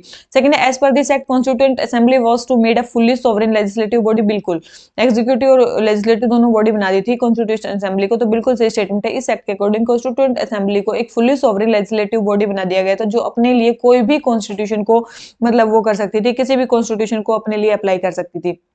ठीक है, इसमें और भी काफी सारी चीजें हुई थी, जैसे कि मतलब 1858 में आप सभी को पता है एक ऑफिस आया था, वाइसरॉय का ऑफिस, यहाँ पे वो एबोलिश कर दिया गया था, यहाँ पे गवर्नर जनरल का ऑफिस आ गया था। तो पहले गवर्नर जनरल ऑफ इंडिया कौन बन गए थे, ठीक है, गवर्नर जनरल का ऑफिस आ गया था। गवर्नर जनरल कौन बने थे, माउंटबेटन। ठीक है, कौन बने थे, माउंटबेटन। माउंटबेटन कौन थे, जिन्होंने पार्टीशन, माउंटबेटन प्लान के बाद ही पार्टीशन ऑफ इंडिया हुआ था, तो माउंटबेटन प्लान को पार्टीशन प्लान भी बोला जाता है, पार्टीशन प्लान भी बोला जाता है। इंडिया के मतलब जो ये इंडिया एंड पाकिस्तान की बाउंड्रीज किसने सेटअप की थी, रेड क्लिफ कमीशन, जिसने रेड क्लिफ कमीशन बैठा था उसने कही थी। ठीक है, तो ये मत बोलना partition plan red Cliff commission को बोला जाता है, ऐसा नहीं, माउंटबेटन प्लान को पार्टीशन प्लान भी बोला जाता है। ठीक है, क्योंकि यहीं पर डिसाइड हुआ था कि इंडिया और जो पाकिस्तान है वो अलग अलग स्टेट बनेंगे। ठीक है, तो गवर्नर जनरल पहले कौन बने थे, माउंटबेटन बने थे। वाइसराय का ऑफिस यहाँ पे वो हो गया था। और जो ये पार्टीशन प्लान था ये क्या कांग्रेस और मुस्लिम लीग दोनों ने एक्सेप्ट किया था, मुस्लिम लीग तो एक्सेप्ट करेगी क्योंकि पार्टीशन दे रहे हैं, तो कांग्रेस ने भी एक्सेप्ट कर लिया था। ठीक है, इंपॉर्टेंट है ये चीज ध्यान रखना। इसके अलावा यहाँ पे और क्या किया गया था इंडिपेंडेंस एक्ट में, प्रिंसली स्टेट्स को मतलब प्रिंसली स्टेट्स को फ्री छोड़ दिया गया था कि भैया आप इंडियन डोमिनियन में मिलना चाहते हो वहां मिल सकते हो, पाकिस्तान में मिलना चाहते हो वहां मिल सकते हो, या फिर आप फ्री रहना चाहते हो तो अपना कॉन्स्टिट्यूशन बनाना चाहते हो तो भी आप वो कर सकते हो। ठीक है, क्या अब जो पहले जो सिविल सर्विसेज चल रही थी, मान लो ये तो सॉवरेन बॉडी बन गई, कोई सिविल सर्विसेज उस टाइम पे सिविल सर्वेंट्स भी तो थे, उनका क्या किया गया, उस टाइम पे जो सिविल सर्वेंट्स थे ना, याद रखना, जो मतलब सिविल सर्विसेज को डिसकंटिन्यू कर दिया गया, आपको लेनी है लो, नहीं लेनी है मतलब, लेकिन जो पहले जो सिविल सर्वेंट्स थे मतलब जो पहले ही मतलब सेलेक्ट हो चुके थे उनको सर्विस में रखा गया, वो कंटिन्यू कर लेंगे, जो सेलेक्ट हो गए हैं वो कंटिन्यू कर लेंगे, लेकिन फर्दर पावर दे देगी जो भी हमारी लेजिस्लेटिव बॉडी उसको कि आप जैसा करना चाहो यहाँ के लिए वैसा कर सकते हो। ठीक है, ऐसा कुछ मतलब डिसाइड हुआ था। तो ये चीज थी मेनली बाउंड्री के लिए मैंने बता दिया, तो ये चीजें होगी हमारी कंप्लीट। ठीक है, तो सारी चीज समझ में आ गई आपको। और ये इंडियन इंडिपेंडेंस एक्ट पास कब होता है, इंडियन इंडिपेंडेंस एक्ट जो है हमारा पास कब होता है, 18 जुलाई को, याद रखना 18 जुलाई 1947 को ये पास होता है। माउंटबेटन प्लान कब आता है, प्लान इसका मतलब इससे पहले आया होगा तब एक्ट पास हुआ होगा। माउंटबेटन प्लान 3 जून को आता है, पार्टीशन प्लान भी 3 जून को ही आता है, बहुत इंपॉर्टेंट है ध्यान रखना। तो 3 जून ये वो 15 अगस्त को हमारा देश आजादी हो जाता है, तो 15 अगस्त। ठीक है, तो ये कुछ इंपॉर्टेंट डेट्स हैं, याद रखना। ठीक है, तो कब कब आती है, तो क्वेश्चन नंबर 82 हमारा हमें क्या बताना है, करेक्ट स्टेटमेंट बतानी है। दिख रही है आपको करेक्ट स्टेटमेंट, केवल सेकंड स्टेटमेंट करेक्ट है, फर्स्ट स्टेटमेंट हमारी रॉन्ग है। तो क्वेश्चन नंबर 82 हमारा आंसर हो जाता है बी। आ जाते हैं अपने नेक्स्ट क्वेश्चन पे। ठीक है, नेक्स्ट क्वेश्चन है हमारा किसके बारे में, रिटन कॉन्स्टिट्यूशन के बारे में। Which of the following countries have written constitution, किन कंट्रीज का जो है वो रिटन कॉन्स्टिट्यूशन है, जल्दी बताओ भाई किन कंट्रीज का रिटन कॉन्स्टिट्यूशन है, इजराइल, यूएसए, फ्रांस। ठीक है, जल्दी बताओ किन का रिटन कॉन्स्टिट्यूशन है। तो याद रखना इजराइल का रिटन कॉन्स्टिट्यूशन नहीं है, बहुत इंपॉर्टेंट है, याद रखना इजराइल का जो है, इजराइल और एक यूके और एक न्यूजीलैंड, इजराइल, यूके और न्यूजीलैंड, 3 ऐसी कंट्रीज जिनका रिटन कॉन्स्टिट्यूशन नहीं है। ठीक है, बहुत इंपॉर्टेंट है, ध्यान रखना, मतलब आगे भी आ जाए तो इजराइल, यूके और न्यूजीलैंड इनका रिटन कॉन्स्टिट्यूशन नहीं है। यूएसए का भी है, फ्रांस का भी है, इंडिया का भी है। ठीक है, फ्रांस का भी है, इंडिया का भी है, इसके अलावा ऑस्ट्रेलिया, अगर आप बात करो ऑस्ट्रेलिया का भी है, जर्मनी का भी है, फ्रांस का भी है और ब्राजील का भी है। इन सारी कंट्रीज का जो है वो रिटन कॉन्स्टिट्यूशन है, इनका जो है रिटन कॉन्स्टिट्यूशन नहीं है। तो ये क्वेश्चन हो जाता है हमारा कंप्लीट हो। क्वेश्चन नंबर 83 हमारे सेकंड एंड थर्ड स्टेटमेंट सही है, फर्स्ट स्टेटमेंट रॉन्ग है, तो हमारा आंसर क्या हो गया सी। तो क्वेश्चन नंबर 83 आंसर हो गया सी। आ जाते हैं नेक्स्ट क्वेश्चन पे। नेक्स्ट है हमारा किसके बारे में, कॉन्स्टिट्यूशन के अमेंडमेंट के बारे में बताना, कौन से स्टेटमेंट सही नहीं है, हमें गलत स्टेटमेंट बतानी है भाई। देखो गलत स्टेटमेंट बतानी है। सबसे पहले the private member can propose an amendment bill to the constitution, बिल्कुल अमेंडमेंट बिल तो प्राइवेट मेंबर भी वो कर सकते हैं, लेकिन हमें गलत स्टेटमेंट बतानी है। सेकंड बोल रहे हैं कि the introduction of a constitution amendment bill does not require prior permission of, बिल्कुल प्रायर परमिशन नहीं चाहिए। थर्ड है the constitutional amendment bill can be discussed in a joint setting, बिल्कुल भी नहीं, मनी बिल और कॉन्स्टिट्यूशनल अमेंडमेंट बिल में joint sitting नहीं होती है। तो ये स्टेटमेंट तो हमारी बिल्कुल ही गलत दे रखी है, तो सी हमारी रॉन्ग है। थर्ड है the president must give assent to the constitutional amendment bill pass by parliament, बिल्कुल उनको देना पड़ेगा। तो तीनों ही स्टेटमेंट हमारी करेक्ट है। थर्ड स्टेटमेंट लेकिन हमारी रॉन्ग है, क्योंकि यहाँ पे जॉइंट सिटिंग नहीं हो सकती। तो क्वेश्चन नंबर 86 हमें गलत स्टेटमेंट बता रही थी, गलत तो आपको पता चल गई, तो आंसर क्या हो गया सी। आ जाते हैं क्वेश्चन नंबर 85 पे। ठीक है, क्वेश्चन नंबर 85 हमें क्या बोलता है, 85 हमारा पार्ट 4 के बारे में जो है डीपीएसपी के बारे में देख लेते हैं। बोल रहे हैं कि गांधीयन प्रिंसिपल कौन कौन से, बहुत इंपॉर्टेंट है ये, गांधीयन आइडियोलॉजी में कौन से हैं। तो गांधीयन को याद करने के लिए एक चीज याद रखना, गांधी जी बिल्कुल देवता थे। क्या थे, गायें थे, बिल्कुल गायें थे, देवता थे। काऊ याद रखना, गायें थे, देवता थे। ठीक है, तो सी याद रखो बस इसमें। ठीक है, मेरे को गाय याद करवाना था बस इसमें। ठीक है, तो क्या थे, गांधी जी देवता थे। ठीक है, देव थे, काऊ थे। ठीक है, बिल्कुल गाय आदमी थे, गाय समझ रहे हो। तो ऐसे याद करने के वो बता रही हूँ, कोई आपको कम्युनल फीलिंग नहीं फैला रही हूँ मैं। ठीक है, ध्यान रखना। तो देखो अब इसमें क्या था, अब गांधी जी ने क्या क्या बोला था, विलेज पंचायत, वी से क्या है, विलेज पंचायत को एस्टेब्लिश करने के लिए बोला था। और ये सी में तीन चीजें हैं, ठीक है, ध्यान रखना। विलेज पंचायत को एस्टेब्लिश करने के लिए बोला था। E educational interest, SC ST OBC इनके एजुकेशनल इंटरेस्ट को स्टेट को प्रमोट करना है, उसके लिए गांधी जी ने बोला था। डी से क्या हो सकता है, ड्रग्स इंटॉक्सिकेंट्स आपको नहीं लेने हैं, उसके लिए स्टेट मतलब उसके लिए स्टेट को स्टेप उठाए। ठीक है, ड्रग्स वगैरह के लिए, इंटॉक्सिकेंट्स जो ना लें उसके लिए स्टेप उठाए। ठीक है, उसके बाद सी कोटेज इंडस्ट्रीज को डेवलप करने के लिए जो मतलब आया था। ठीक है, कोऑपरेटिव सोसाइटीज को एस्टेब्लिश करने के लिए जो आया था। ठीक है, कोटेज इंडस्ट्री, कोऑपरेटिव सोसाइटी, और इसके अलावा और कौन सा था, सी से काऊ, हमें जो भी काऊ है वाइल्ड लाइफ है उनके स्लॉटरिंग को रोकना है। ये सारे जो ये 6 चीजें थी ना, ये गांधी जी ने बोली थी, बहुत इंपॉर्टेंट है, ये गांधीयन प्रिंसिपल में आते हैं DPSP. Gandhian principle of DPSP कौन कौन से।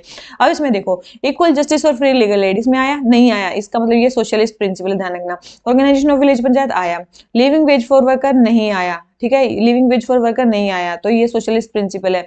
Participation of workers in management of industries कल आया था, 42nd अमेंडमेंट एक्ट में ऐड हुआ था, अगर आपको पता हो 42nd अमेंडमेंट एक्ट में एक्ट हुआ था 43A में। ठीक है, तो ये गांधीयन प्रिंसिपल नहीं, ये भी सोशलिस्ट प्रिंसिपल है, तो ये स्टेटमेंट भी क्या होगी, रॉन्ग होगी। तो केवल एक स्टेटमेंट इसमें करेक्ट है, तो हमें गांधीयन आइडियोलॉजी बतानी है, तो केवल एक ही इसमें गांधीयन आइडियोलॉजी का जो है वो मतलब वो है। ठीक है, इनमें से केवल एक ही गांधीयन आइडियोलॉजी का, और सारे गांधीयन आइडियोलॉजी के नहीं है। तो समझ में आ गया होगा आपको।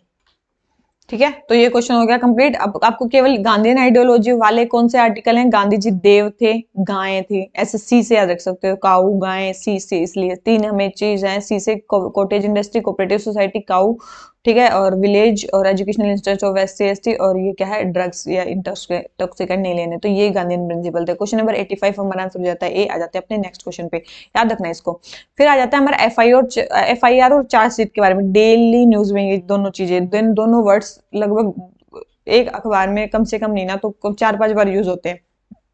सबसे पहले FIR is a preliminary report while the chargesheet is a final report. आप सभी को पता चाहिए, बिल्कुल सही स्टेटमेंट है ये। प्रीलिमिनरी मतलब एफआईआर क्या होती है, फर्स्ट इन्फॉर्मेशन रिपोर्ट, तो ये सबसे पहली रिपोर्ट होती है, जबकि जो चार्जशीट लास्ट में होती है। बिल्कुल, FIR is prepared by investigation officer while the chargesheet is prepared by victim. देखो सबसे पहले एफआईआर कौन दर्ज करवाता है, विक्टिम, जो भी क्राइम का विक्टिम होता है वो, लेकिन चार्जशीट कौन फाइल करता है, इन्वेस्टिगेशन ऑफिसर। ये उल्टा दे रखा है, तो ये स्टेटमेंट हमारी क्या है, रॉन्ग है। Third, FIR is filed in police station while a chargesheet is filed in court. ये स्टेटमेंट बिल्कुल सही है। एफआईआर आप कहां दर्ज करवाने जाते हो, पुलिस स्टेशन में, और चार्जशीट कहां फाइल होती है, कोर्ट में। बिल्कुल, उसके बाद कोर्ट के ट्रायल स्टार्ट हो जाते हैं। ठीक है, तो फर्स्ट स्टेटमेंट सही है, थर्ड स्टेटमेंट सही है, सेकंड स्टेटमेंट रॉन्ग है। तो हमें क्या बतानी है, हमें बतानी है करेक्ट स्टेटमेंट। तो आपको दिख रही है केवल 2 स्टेटमेंट इसके बारे में करेक्ट है, तो हमारा क्वेश्चन नंबर 86 हमारा आंसर क्या हो जाता है, अभी बहुत इंपॉर्टेंट है ये। ठीक है। अभी ये क्यों न्यूज में है, अभी ये इसलिए न्यूज में है कि चार्जशीट के बारे में न्यूज थी कि भाई सुप्रीम कोर्ट में ये डिक्लेयर किया कि भाई जो चार्जशीट होती है ना वो कोई पब्लिक डॉक्यूमेंट नहीं होता, इसलिए इसको पब्लिक में मतलब नहीं डाला जाएगा, पब्लिक को एक्सेस नहीं दिया जाएगा चार्जशीट का, क्योंकि वो पब्लिक डॉक्यूमेंट नहीं है, ये बोला गया था। ये बहुत इंपॉर्टेंट है चार्जशीट के बारे में। ठीक है। अब एफआईआर के बारे में आपको पता चल गया। एफआईआर एक प्रिलिमिनरी रिपोर्ट है, इसको विक्टिम प्रिपेयर करवाता है, पुलिस स्टेशन में फाइल होती है। इसके बाद एफआईआर के बाद इन्वेस्टिगेशन होती है। इसके बाद क्या होती है, इन्वेस्टिगेशन होती है, याद रखना। एफआईआर के बाद क्या होती है, इन्वेस्टिगेशन होती है। और पेटी ऑफेंसेस में तो इसको विड्रॉ भी कर लिया जाता है, आप इसको विड्रॉ कर सकते हो। ठीक है, विड्रॉ हो सकती है, एफआईआर विड्रॉ हो सकती है, बहुत इंपॉर्टेंट है, ध्यान रखना। लेकिन एक और चीज ध्यान रखना, आईपीसी सीआरपीसी में इसका मेंशन नहीं है, बहुत इंपॉर्टेंट है। एफआईआर का आईपीसी सीआरपीसी में कहीं भी मेंशन नहीं है। पुलिस रूल्स जो है ना, सीआरपीसी में कुछ पुलिस रूल्स दिए गए हैं, उसमें जरूर इसका मेंशन है, लेकिन पुलिस रेगुलेशन रूल उसमें इसका मतलब उसका वो है मेंशन है, लेकिन आईपीसी सीआरपीसी में मतलब एक्सप्लिसिटली इसका मेंशन नहीं है। बहुत इंपॉर्टेंट है, ध्यान रखना किसका, एफआईआर का। फिर आ जाती है हम किसके बारे में, चार्जशीट के बारे में। चार्जशीट आपको पता चल गया, ये फाइनल रिपोर्ट होती है। इसको कौन प्रिपेयर करवाता है, इन्वेस्टिगेशन ऑफिसर इसको प्रिपेयर करवाता है। कहाँ पे फाइल होती है, ये कोर्ट में फाइल होती है। और इसके बाद क्या चलता है, ट्रायल चलता है, क्योंकि इससे पहले इन्वेस्टिगेशन हो चुकी होती है। और इसके बाद क्या होता है, इसको विड्रॉ नहीं कर सकते, याद रखना। ये मैंने बताया ना, विड्रॉ हो सकती है, लेकिन ये विड्रॉ नहीं हो सकती, चार्जशीट को आप विड्रॉ नहीं कर सकते। ठीक है। और कितने दिन के अंदर चार्जशीट फाइल करनी होती है, मान लो कि एफआईआर हो गई, उसके कितने दिन के बाद चार्जशीट फाइल करनी होती है, 60 to 90 डेज। कितने, 60 to 90 डेज के अंदर आपको चार्जशीट फाइल करनी होती है। ठीक है, बहुत इंपॉर्टेंट है, 60 to 90 डेज के अंदर आपको चार्जशीट फाइल करनी होती है। अगर ऐसा नहीं किया आपने, अगर आपने 60 to 90 डेज के अंदर चार्जशीट फाइल नहीं की, तो इसका मतलब जो आपने पर्सन अरेस्ट किया है या जो भी अक्यूज्ड है, उसको आपको बेल देनी पड़ेगी। उस बेल को क्या बोला जाता है, डिफॉल्ट बेल बोला जाता है। उसको बेल को क्या बोला जाता है, डिफॉल्ट या स्टैट्यूटरी बेल बोला जाता है। बहुत इंपॉर्टेंट है, ध्यान रखना, जो मैं चीजें बता रही हूँ। ठीक है, उस चीज को क्या बोला जाता है, डिफॉल्ट या स्टैट्यूटरी बेल बोला जाता है। जब आप इन्वेस्टिगेशन ऑफिसर उतने टाइम में इन्वेस्टिगेशन नहीं कर पाते हैं, तो जो भी अरेस्टेड पर्सन है उसको आपको बेल देनी पड़ेगी, उसको बोलता है डिफॉल्ट बेल या स्टैट्यूटरी बेल। इसका मेंशन आपको कहाँ मिलता है, इसका मेंशन आपको कहाँ मिलता है, जल्दी बताओ। चार्जशीट का मेंशन कहीं मिलता है, आईपीसी सीआरपीसी में? बिल्कुल, सीआरपीसी में मेंशन मिलता है, याद रखना। चार्जशीट का जो मेंशन होता है वो सीआरपीसी में मिलता है, बहुत बहुत इंपॉर्टेंट है। सेक्शन 173 आपने पढ़ा होगा, उसके अंडर सीआरपीसी में चार्जशीट फाइल होती है, सेक्शन 173। ठीक है, बहुत इंपॉर्टेंट है, ऐसे ध्यान रखना। तो बस यही है। और अगर हम चार्जशीट को पब्लिक कर देते हैं ना, तो इससे किसके प्रोविजंस वो होंगे, सीआरपीसी जो है वो वायलेट होगी, सीआरपीसी के कुछ जो प्रोविजंस है वो वायलेट हो जाएंगे। जैसे कि इसमें एक्यूज्ड की, विक्टिम की और इन्वेस्टिगेशन ऑफिसर तीनों की डिटेल होती है, तो वो डिटेल अगर पब्लिक में चली जाएंगी तो इंडिपेंडेंट इन्वेस्टिगेशन नहीं हो पाएगी, कुछ ऐसे इस तरीके से। ठीक है, तो चार्जशीट जो पब्लिक डॉक्यूमेंट नहीं है, इसलिए ये न्यूज में था। तो ये क्वेश्चन हमने कर लिया। तो क्वेश्चन नंबर 86 फर्स्ट स्टेटमेंट जो हमारी बिल्कुल सही है, थर्ड स्टेटमेंट सही है, सेकंड स्टेटमेंट रॉन्ग है, तो हमें बतानी है बी। तो इसका आंसर हमारा क्या हो गया, बी। ठीक है, अब ये आ जाए कौन सा सीआरपीसी में है, कौन सा है नहीं, कौन सा विड्रॉ किया जा सकता है, कौन सा नहीं किया जा सकता, ये वो सब कुछ हो गया। क्वेश्चन नंबर 86 हो गया हमारा कंप्लीट। आ जाते हैं क्वेश्चन नंबर 87 पे। क्यों वारंटो रिट अभी थोड़ी देर पहले की रही थी, बाई व्हाट ऑथोरिटी। ठीक है, क्यों वारंटो के बारे में हमें बताना है। ठीक है, by what authority, by what why it is issued by court to inquire into the legality of a claim of a person to a public. बिल्कुल, बाई व्हाट ऑथोरिटी आपने ये काम किया। It can be sold by any interested person, मैंने ये भी बताया था कि कोई भी इंटरेस्टेड पर्सन इसको मतलब ले सकता है, ऐसा नहीं केवल अग्रेड पर्सन लेगा। बिल्कुल सही स्टेटमेंट है, दोनों ही स्टेटमेंट सही है। तो हमें क्या बतानी थी, करेक्ट स्टेटमेंट बतानी थी। दोनों स्टेटमेंट करेक्ट है, तो हमारा आंसर क्या हो जाता है, सी। बिल्कुल सही स्टेटमेंट है। ठीक है, तो क्यों वारंट और रिट्स किस आर्टिकल के अकॉर्डिंग इशू होती है, आर्टिकल 32 के अकॉर्डिंग इशू होती है, सुप्रीम कोर्ट इशू कर सकता है। और आर्टिकल 226 के अकॉर्डिंग कौन इशू कर सकता है, हाई कोर्ट इशू कर सकता है रिट्स। टेरिटोरियल जुरिडिक्शन किसका ज्यादा है, टेरिटोरियल जुरिडिक्शन रिट्स में किसका ज्यादा है, सुप्रीम कोर्ट का ज्यादा है। लेकिन अगर जुरिडिक्शन रिट जुरिडिक्शन माना जाए तो वो किसका ज्यादा है, हाई कोर्ट का ज्यादा, क्योंकि जो सुप्रीम कोर्ट है वो केवल फंडामेंटल राइट्स के लिए ही रिट्स को इशू कर सकते हैं, लेकिन हाई कोर्ट जो है फंडामेंटल राइट्स और अदर इश्यूज के लिए भी रिट्स को इशू कर सकते हैं। बहुत इंपॉर्टेंट है, ध्यान रखना। तो क्वेश्चन नंबर 87 आंसर हो गया सी। आ जाते हैं नेक्स्ट क्वेश्चन पे। अगर आपके फंडामेंटल राइट होते हैं तो क्या क्या सुप्रीम कोर्ट जो है वो मना कर सकते हैं रिट इशू करने से? नहीं, सुप्रीम कोर्ट मना नहीं कर सकता। क्या हाई कोर्ट मना कर सकते हैं? बिल्कुल मना कर सकते हैं, क्योंकि ये फंडामेंटल राइट के अंदर नहीं आता। बहुत इंपॉर्टेंट है, ध्यान रखना। ठीक है, तो रिट इशू करने के लिए हाई कोर्ट कर सकते हैं, लेकिन सुप्रीम कोर्ट मना नहीं कर सकता, क्योंकि ये फंडामेंटल राइट के अंदर आता है, आर्टिकल 32 इटसेल्फ। ठीक है, तो क्वेश्चन नंबर 87 आंसर हो गया हमारा सी। आ जाते हैं नेक्स्ट क्वेश्चन पे। नेक्स्ट क्वेश्चन के लिए नेक्स्ट क्वेश्चन हमारा कौन सा है, क्वेश्चन नंबर 88, बहुत इंपॉर्टेंट है। अमृत धरोहर स्कीम, जल्दी बताओ भाई, अमृत धरोहर स्कीम किसके लिए होगी, अमृत धरोहर स्कीम किसके लिए होगी, अमृत धरोहर, जल्दी देखो इसमें से किसके लिए है। तो ये किसके लिए है? अमृत धरोहर स्कीम है लोकल कम्युनिटीज की वैल्यू को प्रिजर्व करने के लिए, मतलब लोकल कम्युनिटीज की जो वैल्यू है उसको प्रमोट करना है, किसको कंजर्व करने में? वेटलैंड इकोसिस्टम को कंजर्व करने के लिए, तो उसको बोला जाता है अमृत धरोहर। बहुत इंपॉर्टेंट है, ध्यान रखना। ठीक है, तो ये बजट 2023 में था, वेटलैंड के कंजर्वेशन के लिए अमृत धरोहर स्कीम स्टार्ट की गई थी। ठीक है, अब इसमें बोले हैं कि अगर हमें लो कार्बन इकोनॉमी के लिए ट्रांजिशन करना है तो उसको फैसिलिटेट करने के लिए भी एक स्कीम लाई गई थी। उस स्कीम को क्या बोला गया था? उसको बोला गया था national green hydrogen mission. National green hydrogen mission बहुत इंपॉर्टेंट था, नेशनल ग्रीन हाइड्रोजन मिशन। ठीक है, इसमें क्या करना था? इसमें 5 metric million ton annual production करना था ग्रीन हाइड्रोजन का। किसका? 5 मेट्रिक मिलियन टन जो हाइड्रोजन है उसका एनुअल प्रोडक्शन करना था 2030 तक। ठीक है, 2030 तक हमें एनुअली इतना प्रोड्यूस करना था ग्रीन हाइड्रोजन, तो उसके लिए था ये ताकि लो कार्बन इकोनॉमी हो। तो ये वाला initiative national green hydrogen mission के अंडर आता है। फिर ये अल्टरनेटिव फर्टिलाइजर्स या फिर हमें बैलेंस यूज करना है केमिकल फर्टिलाइजर्स का, ये किस में आया था? आप सभी को बताइए, पीएम परिणाम स्कीम आपने सुनी होगी, उसके अंडर आई थी। पीएम परिणाम स्कीम का नाम सुना होगा, उसके अंडर था ये फर्टिलाइजर्स का। फिर new waste to wealth plants लगाने थे 500, ये किसके अंडर हुआ था? आप सभी को पता है, ये क्या बोलते हैं, गोबर्धन, बायो बोल रही हूँ, गोबर्धन स्कीम का नाम सुना होगा, गोबर्धन स्कीम। ठीक है, उसके अंडर आया था ये, वेस्ट टू वेल्थ प्लान बनाए थे। गोबर्धन स्कीम के अंडर हमें क्या बनाने थे? वेस्ट टू वेल्थ प्लान बनाए थे। बहुत इंपॉर्टेंट है, ध्यान रखना। तो कौन कौन सी स्कीम है ये आपको याद होगी। अमृत धरोहर स्कीम किसके लिए है? वेटलैंड के लिए, तो ये भी याद होगी। तो क्वेश्चन नंबर 88 हमारा आंसर हो जाता है डी। आ जाते हैं नेक्स्ट क्वेश्चन पे। क्वेश्चन नंबर 89 हमें बताना है किसके बारे में? नेक्स्ट के बारे में कि सिटीजनशिप के बारे में बताना है। कौन से मोड्स हैं सिटीजनशिप को एक्वायर करने के लिए? मोड्स ऑफ एक्वायरिंग सिटीजनशिप जो 1955 के सिटीजनशिप एक्ट में जो है वो प्रिस्क्राइब किए गए हैं। क्या मोड है सिटीजनशिप को एक्वायर करने के? जल्दी जल्दी बताओ भाई, किस किस के थ्रू हम सिटीजनशिप एक्वायर कर सकते हैं? By birth, bye decent, bye registration, bye naturalisation, bye incorporation of territory. तीनों पांचों के थ्रू कर सकते हैं। ठीक है, तो आंसर लगा लेना डी। ठीक है, आंसर क्या हो जाता है? डी, क्योंकि सारों के थ्रू हम कर सकते हैं। तो सिटीजन मैंने बताया था कि भाई कॉन्स्टिट्यूशन में तो ये डिक्लेयर कर दिया था कि भाई 1950 में जब कॉन्स्टिट्यूशन लागू हुआ उस टाइम पे कौन कौन थे जो इंडिया का पार्ट बन गए थे, मतलब इंडिया के सिटीजन बन गए थे। उसके बाद कौन इंडिया का सिटीजन होगा कौन नहीं होगा वो किसको डिसाइड करना था? पार्लियामेंट को डिसाइड करना था। पार्लियामेंट ने कौन सा एक्ट पास किया? सिटीजनशिप एक्ट 1955 पास किया और उसके अकॉर्डिंग बताया कि भाई ये 5 तरीके से आप सिटीजन बन सकते हो इंडिया के, birth, descent, registration, naturalisation, incorporation of territory. तो ये क्वेश्चन बिल्कुल सही है। क्वेश्चन नंबर 89 हमारा आंसर जो होता है डी। आ जाते हैं, अरे यार, नेक्स्ट क्वेश्चन पे। नेक्स्ट क्वेश्चन हमारा किसके लिए है? नेक्स्ट क्वेश्चन है हमारा किसके लिए? फंडामेंटल राइट्स के लिए। आज के लेक्चर वैसे मेरे को लग नहीं रहा है अच्छा बन रहा है, पता नहीं किस क्या क्या प्रॉब्लम आ रही है।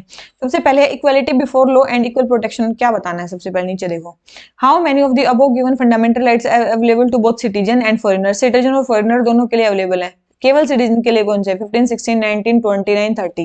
ठीक है, डायरेक्ट देख लो भाई कौन कौन से हैं। तो ये केवल सिटीजन्स के लिए, फॉरेनर के लिए नहीं है। तो आप देख लो 30 केस के लिए केवल और केवल हमारे सिटीजन्स के लिए, 26, 21, 20, और ये सारे किसके लिए? सिटीजन्स के लिए भी है, फॉरेनर के लिए भी है। तो जो चारों हैं, पहले 4 हैं ये सिटीजन के लिए भी है, फॉरेनर के लिए भी है, लेकिन ये लास्ट वाला ये केवल और केवल सिटीजन्स के लिए, ओनली सिटीजन्स के लिए है। तो केवल कौन से अवेलेबल है फंडामेंटल राइट्स सिटीजन और फॉरेनर दोनों के लिए? केवल 4। तो आंसर हमारा क्या हो गया? सी। ठीक है, इसमें क्या हो गया? क्वेश्चन नंबर 90 हमारा आंसर सी क्यों हुआ? ये मेरे ख्याल से आपको समझ में आ गया। बिल्कुल आसान क्वेश्चन था, अब इसमें मैं आपको क्या ही बताऊं। तो क्वेश्चन नंबर 90 आंसर हो जाता है सी। आ जाते हैं अपने नेक्स्ट क्वेश्चन पे। नेक्स्ट क्वेश्चन हमें क्या बोलता है? नेक्स्ट क्वेश्चन है क्वेश्चन नंबर 91। 91 हमारा किसके बारे में? सबसे पहले के बारे में। सबसे पहले है viceroy Canning nominated 3 Indians to central council. Legislative council थी ये, central legislative council. Raja of Banaras, Maharaja of Patiala and sir Dinkar Rao. तो ये बिल्कुल सही स्टेटमेंट है। कैनिंग ने बिल्कुल नॉमिनेट किए थे 3 इंडियंस को सेंट्रल लेजिस्लेटिव काउंसिल में, सही स्टेटमेंट है। सेकंड बोल रहे हैं इंडियन काउंसिल एक्ट 1861 ने पहली बार बताया था कि भाई इंडियंस को हम एसोसिएट कर सकते हैं एग्जीक्यूटिव काउंसिल में। नहीं, एग्जीक्यूटिव काउंसिल में सबसे पहले जो ऐड हुआ था वो 1909 के एक्ट में हुआ था, उससे पहले नहीं हुआ था। एग्जीक्यूटिव काउंसिल में पहला मेंबर ऐड हुआ था 1909 में थे, वो तो सत्येंद्र कुमार सिन्हा का नाम सुना होगा। लॉ मेंबर बने थे वो पहले एग्जीक्यूटिव काउंसिल में। ठीक है, ध्यान रखना। तो एग्जीक्यूटिव काउंसिल में मेंबर को ऐड करने का प्रोविजन आया था 1909 के एक्ट में, जिसको मोरलेमिंटो बोलते हैं ना, ठीक है, मोरले मिंटो भी बोलते हैं, ठीक है, तो मोरले मिंटो रिफॉर्म्स में आया था, इसमें नहीं आया था, तो ये स्टेटमेंट क्या हो जाती है, रॉन्ग हो जाती है। इंडियन काउंसिल एक्ट में सबसे पहले जो था ये लेजिस्लेटिव काउंसिल में ऐड होने की बात आई थी कि हम इंडियंस को लेजिस्लेटिव काउंसिल में ऐड करेंगे, उसमें से 3 इंडियंस को ऐड किया गया था, एक तो राजा बल्लारा, एक महाराजा पटियाला और एक सरदिनका राव, 3 को सेंट्रल लेजिस्लेटिव असेंबली में ऐड किया गया था। ये काफी इंपॉर्टेंट चीजें हैं, ठीक है। यहाँ पे और क्या हुआ था, 1861 के एक्ट में यहाँ पे डिसेंट्रलाइजेशन स्टार्ट हुई थी, पहले सेंट्रलाइजेशन स्टार्ट हो गई थी, तो यहाँ पे डिसेंट्रलाइजेशन स्टार्ट हुई थी। डिसेंट्रलाइजेशन मतलब आपने मतलब वो पावर दे दी थी कि लेजिस्लेटिव असेंबली बन सकती हैं, अलग अलग जगह पे लेजिस्लेटिव असेंबली बन सकती हैं, जैसे कि बॉम्बे बनारस, बॉम्बे में पावर दे दी कि वहां बना सकते हो, मद्रास में बना सकते हो, ठीक है, ये पावर दे दी गई थी, ठीक है, लेजिस्लेटिव काउंसिल बनाने की। इसके अलावा और भी काफी सारे टाउन्स में बाद में जो थी वो लेजिस्लेटिव काउंसिल बनी थी, जैसे कि आपने पढ़ा होगा, बंगाल में, ठीक है, जैसे कि आपने पढ़ा होगा बंगाल में और नॉर्थ वेस्ट फ्रंटियर में और पंजाब में, यहाँ पे बनी थी। अगर आप बंगाल की बात करो, वहां कब बनी थी, सबसे पहले बनी थी 1862 में, वहां पे लेजिस्लेटिव काउंसिल बन गई थी। 1886 के आसपास यहाँ पे बनी थी और 1897 में पंजाब में बनी थी, ठीक है। तो ये थी लेजिस्लेटिव काउंसिल जो इस एक्ट के बाद बनी थी, क्योंकि इसने डिसेंट्रलाइजेशन की पावर स्टार्ट की थी कि लेजिस्लेटिव बॉडी जो है वो अलग एरियाज में भी बन सकती हैं, ठीक है। तो ये था 1861 का एक्ट। तो सेकंड स्टेटमेंट रॉन्ग है, फर्स्ट स्टेटमेंट करेक्ट है। ऐसा केवल एक ही प्रोविजन है जिसमें फर्स्ट स्टेटमेंट करेक्ट होती है, सेकंड स्टेटमेंट रॉन्ग होती है, उसका वो है सी, ठीक है। और क्या क्या तो भाई आपको पता ही है, 1909 के एक्ट में मुस्लिम्स को सेपरेट इलेक्टोरेट प्रोवाइड किया गया था, ये सारी चीजें की गई थी, ये तो हुई थी। तो क्वेश्चन नंबर 91 हमारा आंसर हो जाता है सी। आ जाते हैं अपने नेक्स्ट क्वेश्चन पे। नेक्स्ट क्वेश्चन हमें बताना है, how many of the above are essential feature of parliamentary government as provided under the constitution. Parliamentary government के एसेंशियल फीचर्स बताने हैं, एसेंशियल फीचर्स बताने पार्लियामेंट्री गवर्नमेंट के, तो बताओ भाई जल्दी से। बोल रहे हैं सोवरेनिटी ऑफ पार्लियामेंट की डॉक्ट्रिन जरूरी है। देखो आप एक बात बताओ, अगर सोवरेनिटी ऑफ पार्लियामेंट जरूरी होती है तो इंडिया में भी पार्लियामेंट सुप्रीम होती, सोवरेन होती, तो ऐसा नहीं है। पार्लियामेंट्री जो डॉक्ट्रिन है वो जरूरी नहीं है कि मतलब एसेंशियल फीचर ही हो, मतलब हमारी नहीं है तब भी हम पार्लियामेंट्री फॉर्म ऑफ गवर्नमेंट को फॉलो करते हैं, इसका मतलब ये जरूरी फीचर नहीं है। तो फर्स्ट स्टेटमेंट तो रॉन्ग है। सेकंड है नॉमिनल एग्जीक्यूटिव, बिल्कुल नॉमिनल एग्जीक्यूटिव तो है भाई, वो तो होना चाहिए। थर्ड है dissolution of lower house of parliament, ये भी सही है, मतलब ये एसेंशियल फीचर है, तभी तो हमने अडॉप्ट किया, तो सेकंड एंड थर्ड सही है। और जब डिसोल्यूशन ऑफ लोअर हाउस होगा तभी तो इलेक्शन वगैरह होंगे, तभी तो वो बार बार इलेक्ट होंगे, तो यही है। तो क्वेश्चन नंबर सेकंड और थर्ड सही है, फर्स्ट स्टेटमेंट रॉन्ग है। तो हमें बतानी है एसेंशियल फीचर, तो 2 एसेंशियल फीचर है और एक जो है वो एसेंशियल फीचर नहीं है, किसका, पार्लियामेंट्री फॉर्म ऑफ गवर्नमेंट का, लेकिन हो सकता है वो भी पार्लियामेंट्री फॉर्म ऑफ गवर्नमेंट में, ठीक है।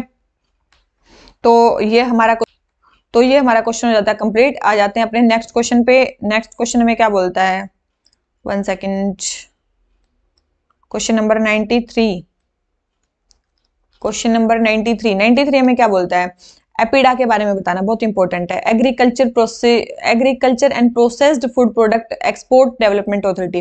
बोले हैं कि एपेक्स ऑर्गेनाइजेशन है ministry of commerce and industry के अंडर, बिल्कुल मिनिस्ट्री ऑफ कॉमर्स के अंडर ही एपेक्स ऑर्गेनाइजेशन है, बिल्कुल सही स्टेटमेंट दे रखी है। सेकंड बोले हैं ज्यादातर जो एग्रीकल्चर प्रोडक्ट्स हैं जैसे कि मेरीन प्रोडक्ट्स हैं वो भी इसके अंडर कवर है, बहुत इंपॉर्टेंट स्टेटमेंट है, ये बिल्कुल गलत लिख रखी है। क्यों? क्योंकि ज्यादातर एग्रीकल्चर प्रोडक्ट इसके अंडर इंक्लूडेड है, लेकिन मैरीन प्रोडक्ट इसके अंडर इंक्लूडेड नहीं है, क्योंकि मैरीन प्रोडक्ट्स के लिए इनकी एक अलग ऑर्गेनाइजेशन है, एमपीडा। कौन सी? एमपीडा, ठीक है, मैरीन प्रोडक्ट्स की एक्सपोर्ट डेवलपमेंट अथॉरिटी है एमपीडा, ठीक है। और ये है एग्रीकल्चर और प्रोसेस्ड फूड की, वो अलग है, तो ध्यान रखना ये दोनों अलग अलग है। तो सेकंड स्टेटमेंट रॉन्ग है, फर्स्ट स्टेटमेंट करेक्ट है। हमें क्या बतानी है, करेक्ट स्टेटमेंट बतानी है, तो ए स्टेटमेंट करेक्ट है, सेकंड स्टेटमेंट रॉन्ग है, तो हमारा आंसर क्या हो गया, ए। बहुत इंपॉर्टेंट है ये। अब एमपीडा के बारे में आपको एक चीज पता होगी कि एमपीडा मैरीन जो है मैरीन जो प्रोडक्ट्स की एक्सपोर्ट डेवलपमेंट एजेंसी है, ठीक है।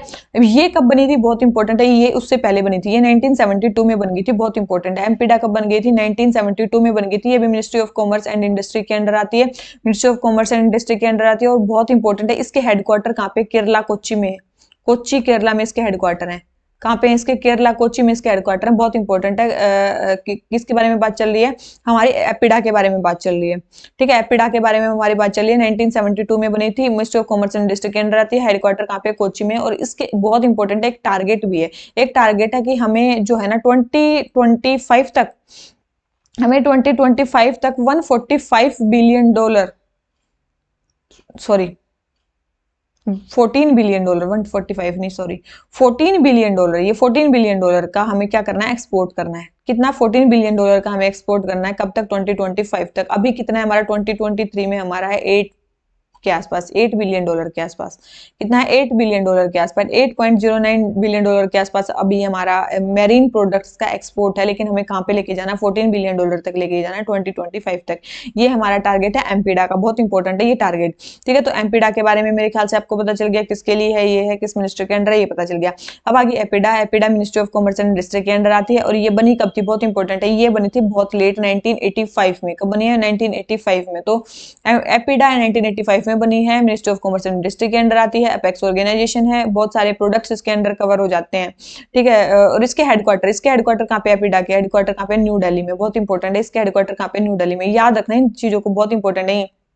ठीक है, तो ये क्वेश्चन हो जाता है हमारा कंप्लीट। बहुत सारे सामान इसके अंदर आते हैं। तो क्वेश्चन नंबर 93 हमारा आंसर हो गया ए। आ जाते हैं किस पे? क्वेश्चन नंबर 94 पे। क्वेश्चन नंबर 93, 94 हमें बताना है कि सिटीजनशिप की क्या क्या ड्यूटीज हैं। जर्नली किसको ड्यूटी माना जाता है? इनमें से बताओ भाई, जर्नली किसको ड्यूटी माना जाता है?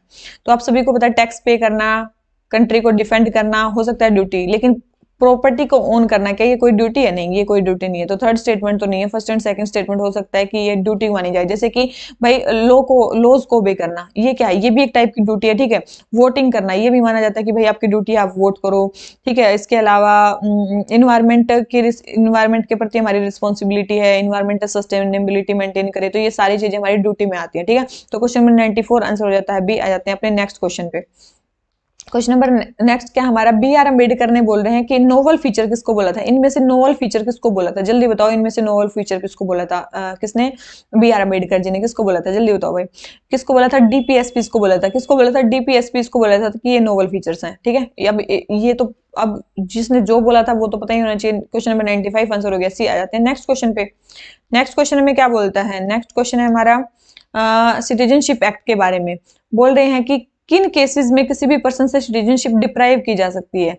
ठीक है, किन किन चीजों में उनसे सिटीजनशिप डिप्राइव की जा सकती है। सबसे पहले बोले if a citizen has with in 5 years. आप देखो, मान लो कि नेचुरलाइजेशन के अंडर या रजिस्ट्रेशन के अंडर आपने सिटीजनशिप ले ली और उसके 5 साल के अंदर आपको किसी कंट्री ने 2 साल की सजा दे दी, तो आपकी सिटीजनशिप जो है वो रिनंशियस हो सकती है, बिल्कुल हो सकती है भाई। सेकंड बोल रहे हैं if a citizen has been ordinarily residing out of India for 7 years continuously. बिल्कुल ये स्टेटमेंट भी सही है। अगर कोई सिटीजन जो है ऑर्डिनरली इंडिया से बाहर रह रहा है 7 साल तक और बिना इन्फॉर्म किए, तो उसकी भी सिटीजनशिप छीनी जा सकती है। थर्ड बोले if its citizen has shown disloyalty to the constitution, तब भी उसकी छीनी जा सकती है। इसके अलावा अगर आपने फ्रॉड से कोई मतलब सिटीजनशिप ली है तो भी आपकी छीनी जा सकती है। या फिर इसके अलावा आप एनिमी नेशंस के साथ कोई ऐसा ट्रेड या कुछ ऐसा कर रहे हो तो तब भी आपकी सिटीजनशिप छीनी जा सकती है। ठीक है, तो क्वेश्चन नंबर हमारा 96 हमारा आंसर हो गया। क्या सारे स्टेटमेंट सही हैं? तो हमारा आंसर हमें बताना करेक्ट आंसर। तो तीनों ही स्टेटमेंट सही है, तो आंसर हमारा क्या हो जाता है? डी। बहुत इंपॉर्टेंट है, ध्यान रखना इसको। तो क्वेश्चन नंबर 96 हमारा आंसर हो जाता है डी। आ जाते हैं अपने नेक्स्ट क्वेश्चन पे। नेक्स्ट क्वेश्चन है प्रोजेक्ट 39 है, बहुत इंपॉर्टेंट है, बताना जल्दी से। प्रोजेक्ट 39 ए किसका है? जल्दी बताओ, प्रोजेक्ट 39 ए किसका है? तो प्रोजेक्ट 39 ए किसका है? क्रिमिनल रिफॉर्म एडवोकेसी ग्रुप है। क्या है? क्रिमिनल रिफॉर्म एडवोकेसी ग्रुप है प्रोजेक्ट 39 ए। 39 ए आपने आर्टिकल पढ़ा होगा, फ्री लीगल एड के लिए। किसके लिए? फ्री लीगल एड के लिए। तो अभी क्या है, डेथ पेनल्टी होनी चाहिए नहीं होनी चाहिए उसके बारे में मतलब आपको एडवाइस देने के लिए ग्रुप बनाया, ग्रुप बना नहीं है, मतलब उन्होंने एडवाइस दिया प्रोजेक्ट 39 ए के अंडर। ठीक है, ये बहुत इंपॉर्टेंट है। एनएलयू दिल्ली के अंडर, एनएलयू दिल्ली के अंडर ये ग्रुप बनाया गया, एनएलयू दिल्ली के अंडर ये ग्रुप बनाया गया है, बहुत इंपॉर्टेंट। नेशनल यूनिवर्सिटी जो दिल्ली की है उसके अंदर ये ग्रुप बनाया है, क्रिमिनल रिफॉर्म एडवोकेसी ग्रुप। अभी एक रिपोर्ट आई थी, ठीक है, अभी एक रिपोर्ट आई थी डेथ के बारे में, डेथ पेनल्टीज के बारे में। उसमें बताया गया था कि 165 डेथ पेनल्टीज दी गई हैं 2021 में, सबसे ज्यादा थी ये, मतलब लास्ट डिकेड की सबसे ज्यादा जो डेथ पेनल्टी है वो इसमें दी गई थी। तो क्या डेथ पेनल्टी को क्या करना चाहिए, उसमें क्या रिफॉर्म्स करने चाहिए, उसके लिए ये मतलब प्रोजेक्ट 39 ए के अंडर ये ग्रुप बना था। ये तो क्रिमिनल रिफॉर्म्स एडवोकेसी ग्रुप है ये। ठीक है, तो डेथ पेनल्टी को कैसे रिफॉर्म किया जाए तो उसके बारे में वो देने के लिए था। ठीक है, तो ध्यान रखना, तो ये ध्यान रखना। तो क्वेश्चन नंबर क्या नाम लेते हैं, ये क्वेश्चन नंबर 97 हो गया हमारा कंप्लीट। आ जाते हैं क्वेश्चन नंबर नेक्स्ट पे, क्वेश्चन नंबर 98 पे। 1 सेकेंड, 98। ठीक है, क्वेश्चन नंबर 98 हमारा क्या है? कंटेम्प्ट ऑफ कोर्ट के बारे में। ठीक है, कंटेम्प्ट ऑफ कोर्ट के बारे में है भाई। बोल रहे हैं दो टाइप के कंटेम्प्ट होते हैं, एक सिविल कंटेम्प्ट, एक होता है क्रिमिनल कंटेम्प्ट। सिविल कंटेम्प्ट में क्या होता है, जब आप विलफुल डिसोबीडियंस करते हो ना किसी जजमेंट का, उसको सिविल कंटेम्प्ट बोलते हैं, क्रिमिनल कंटेम्प्ट नहीं बोलते।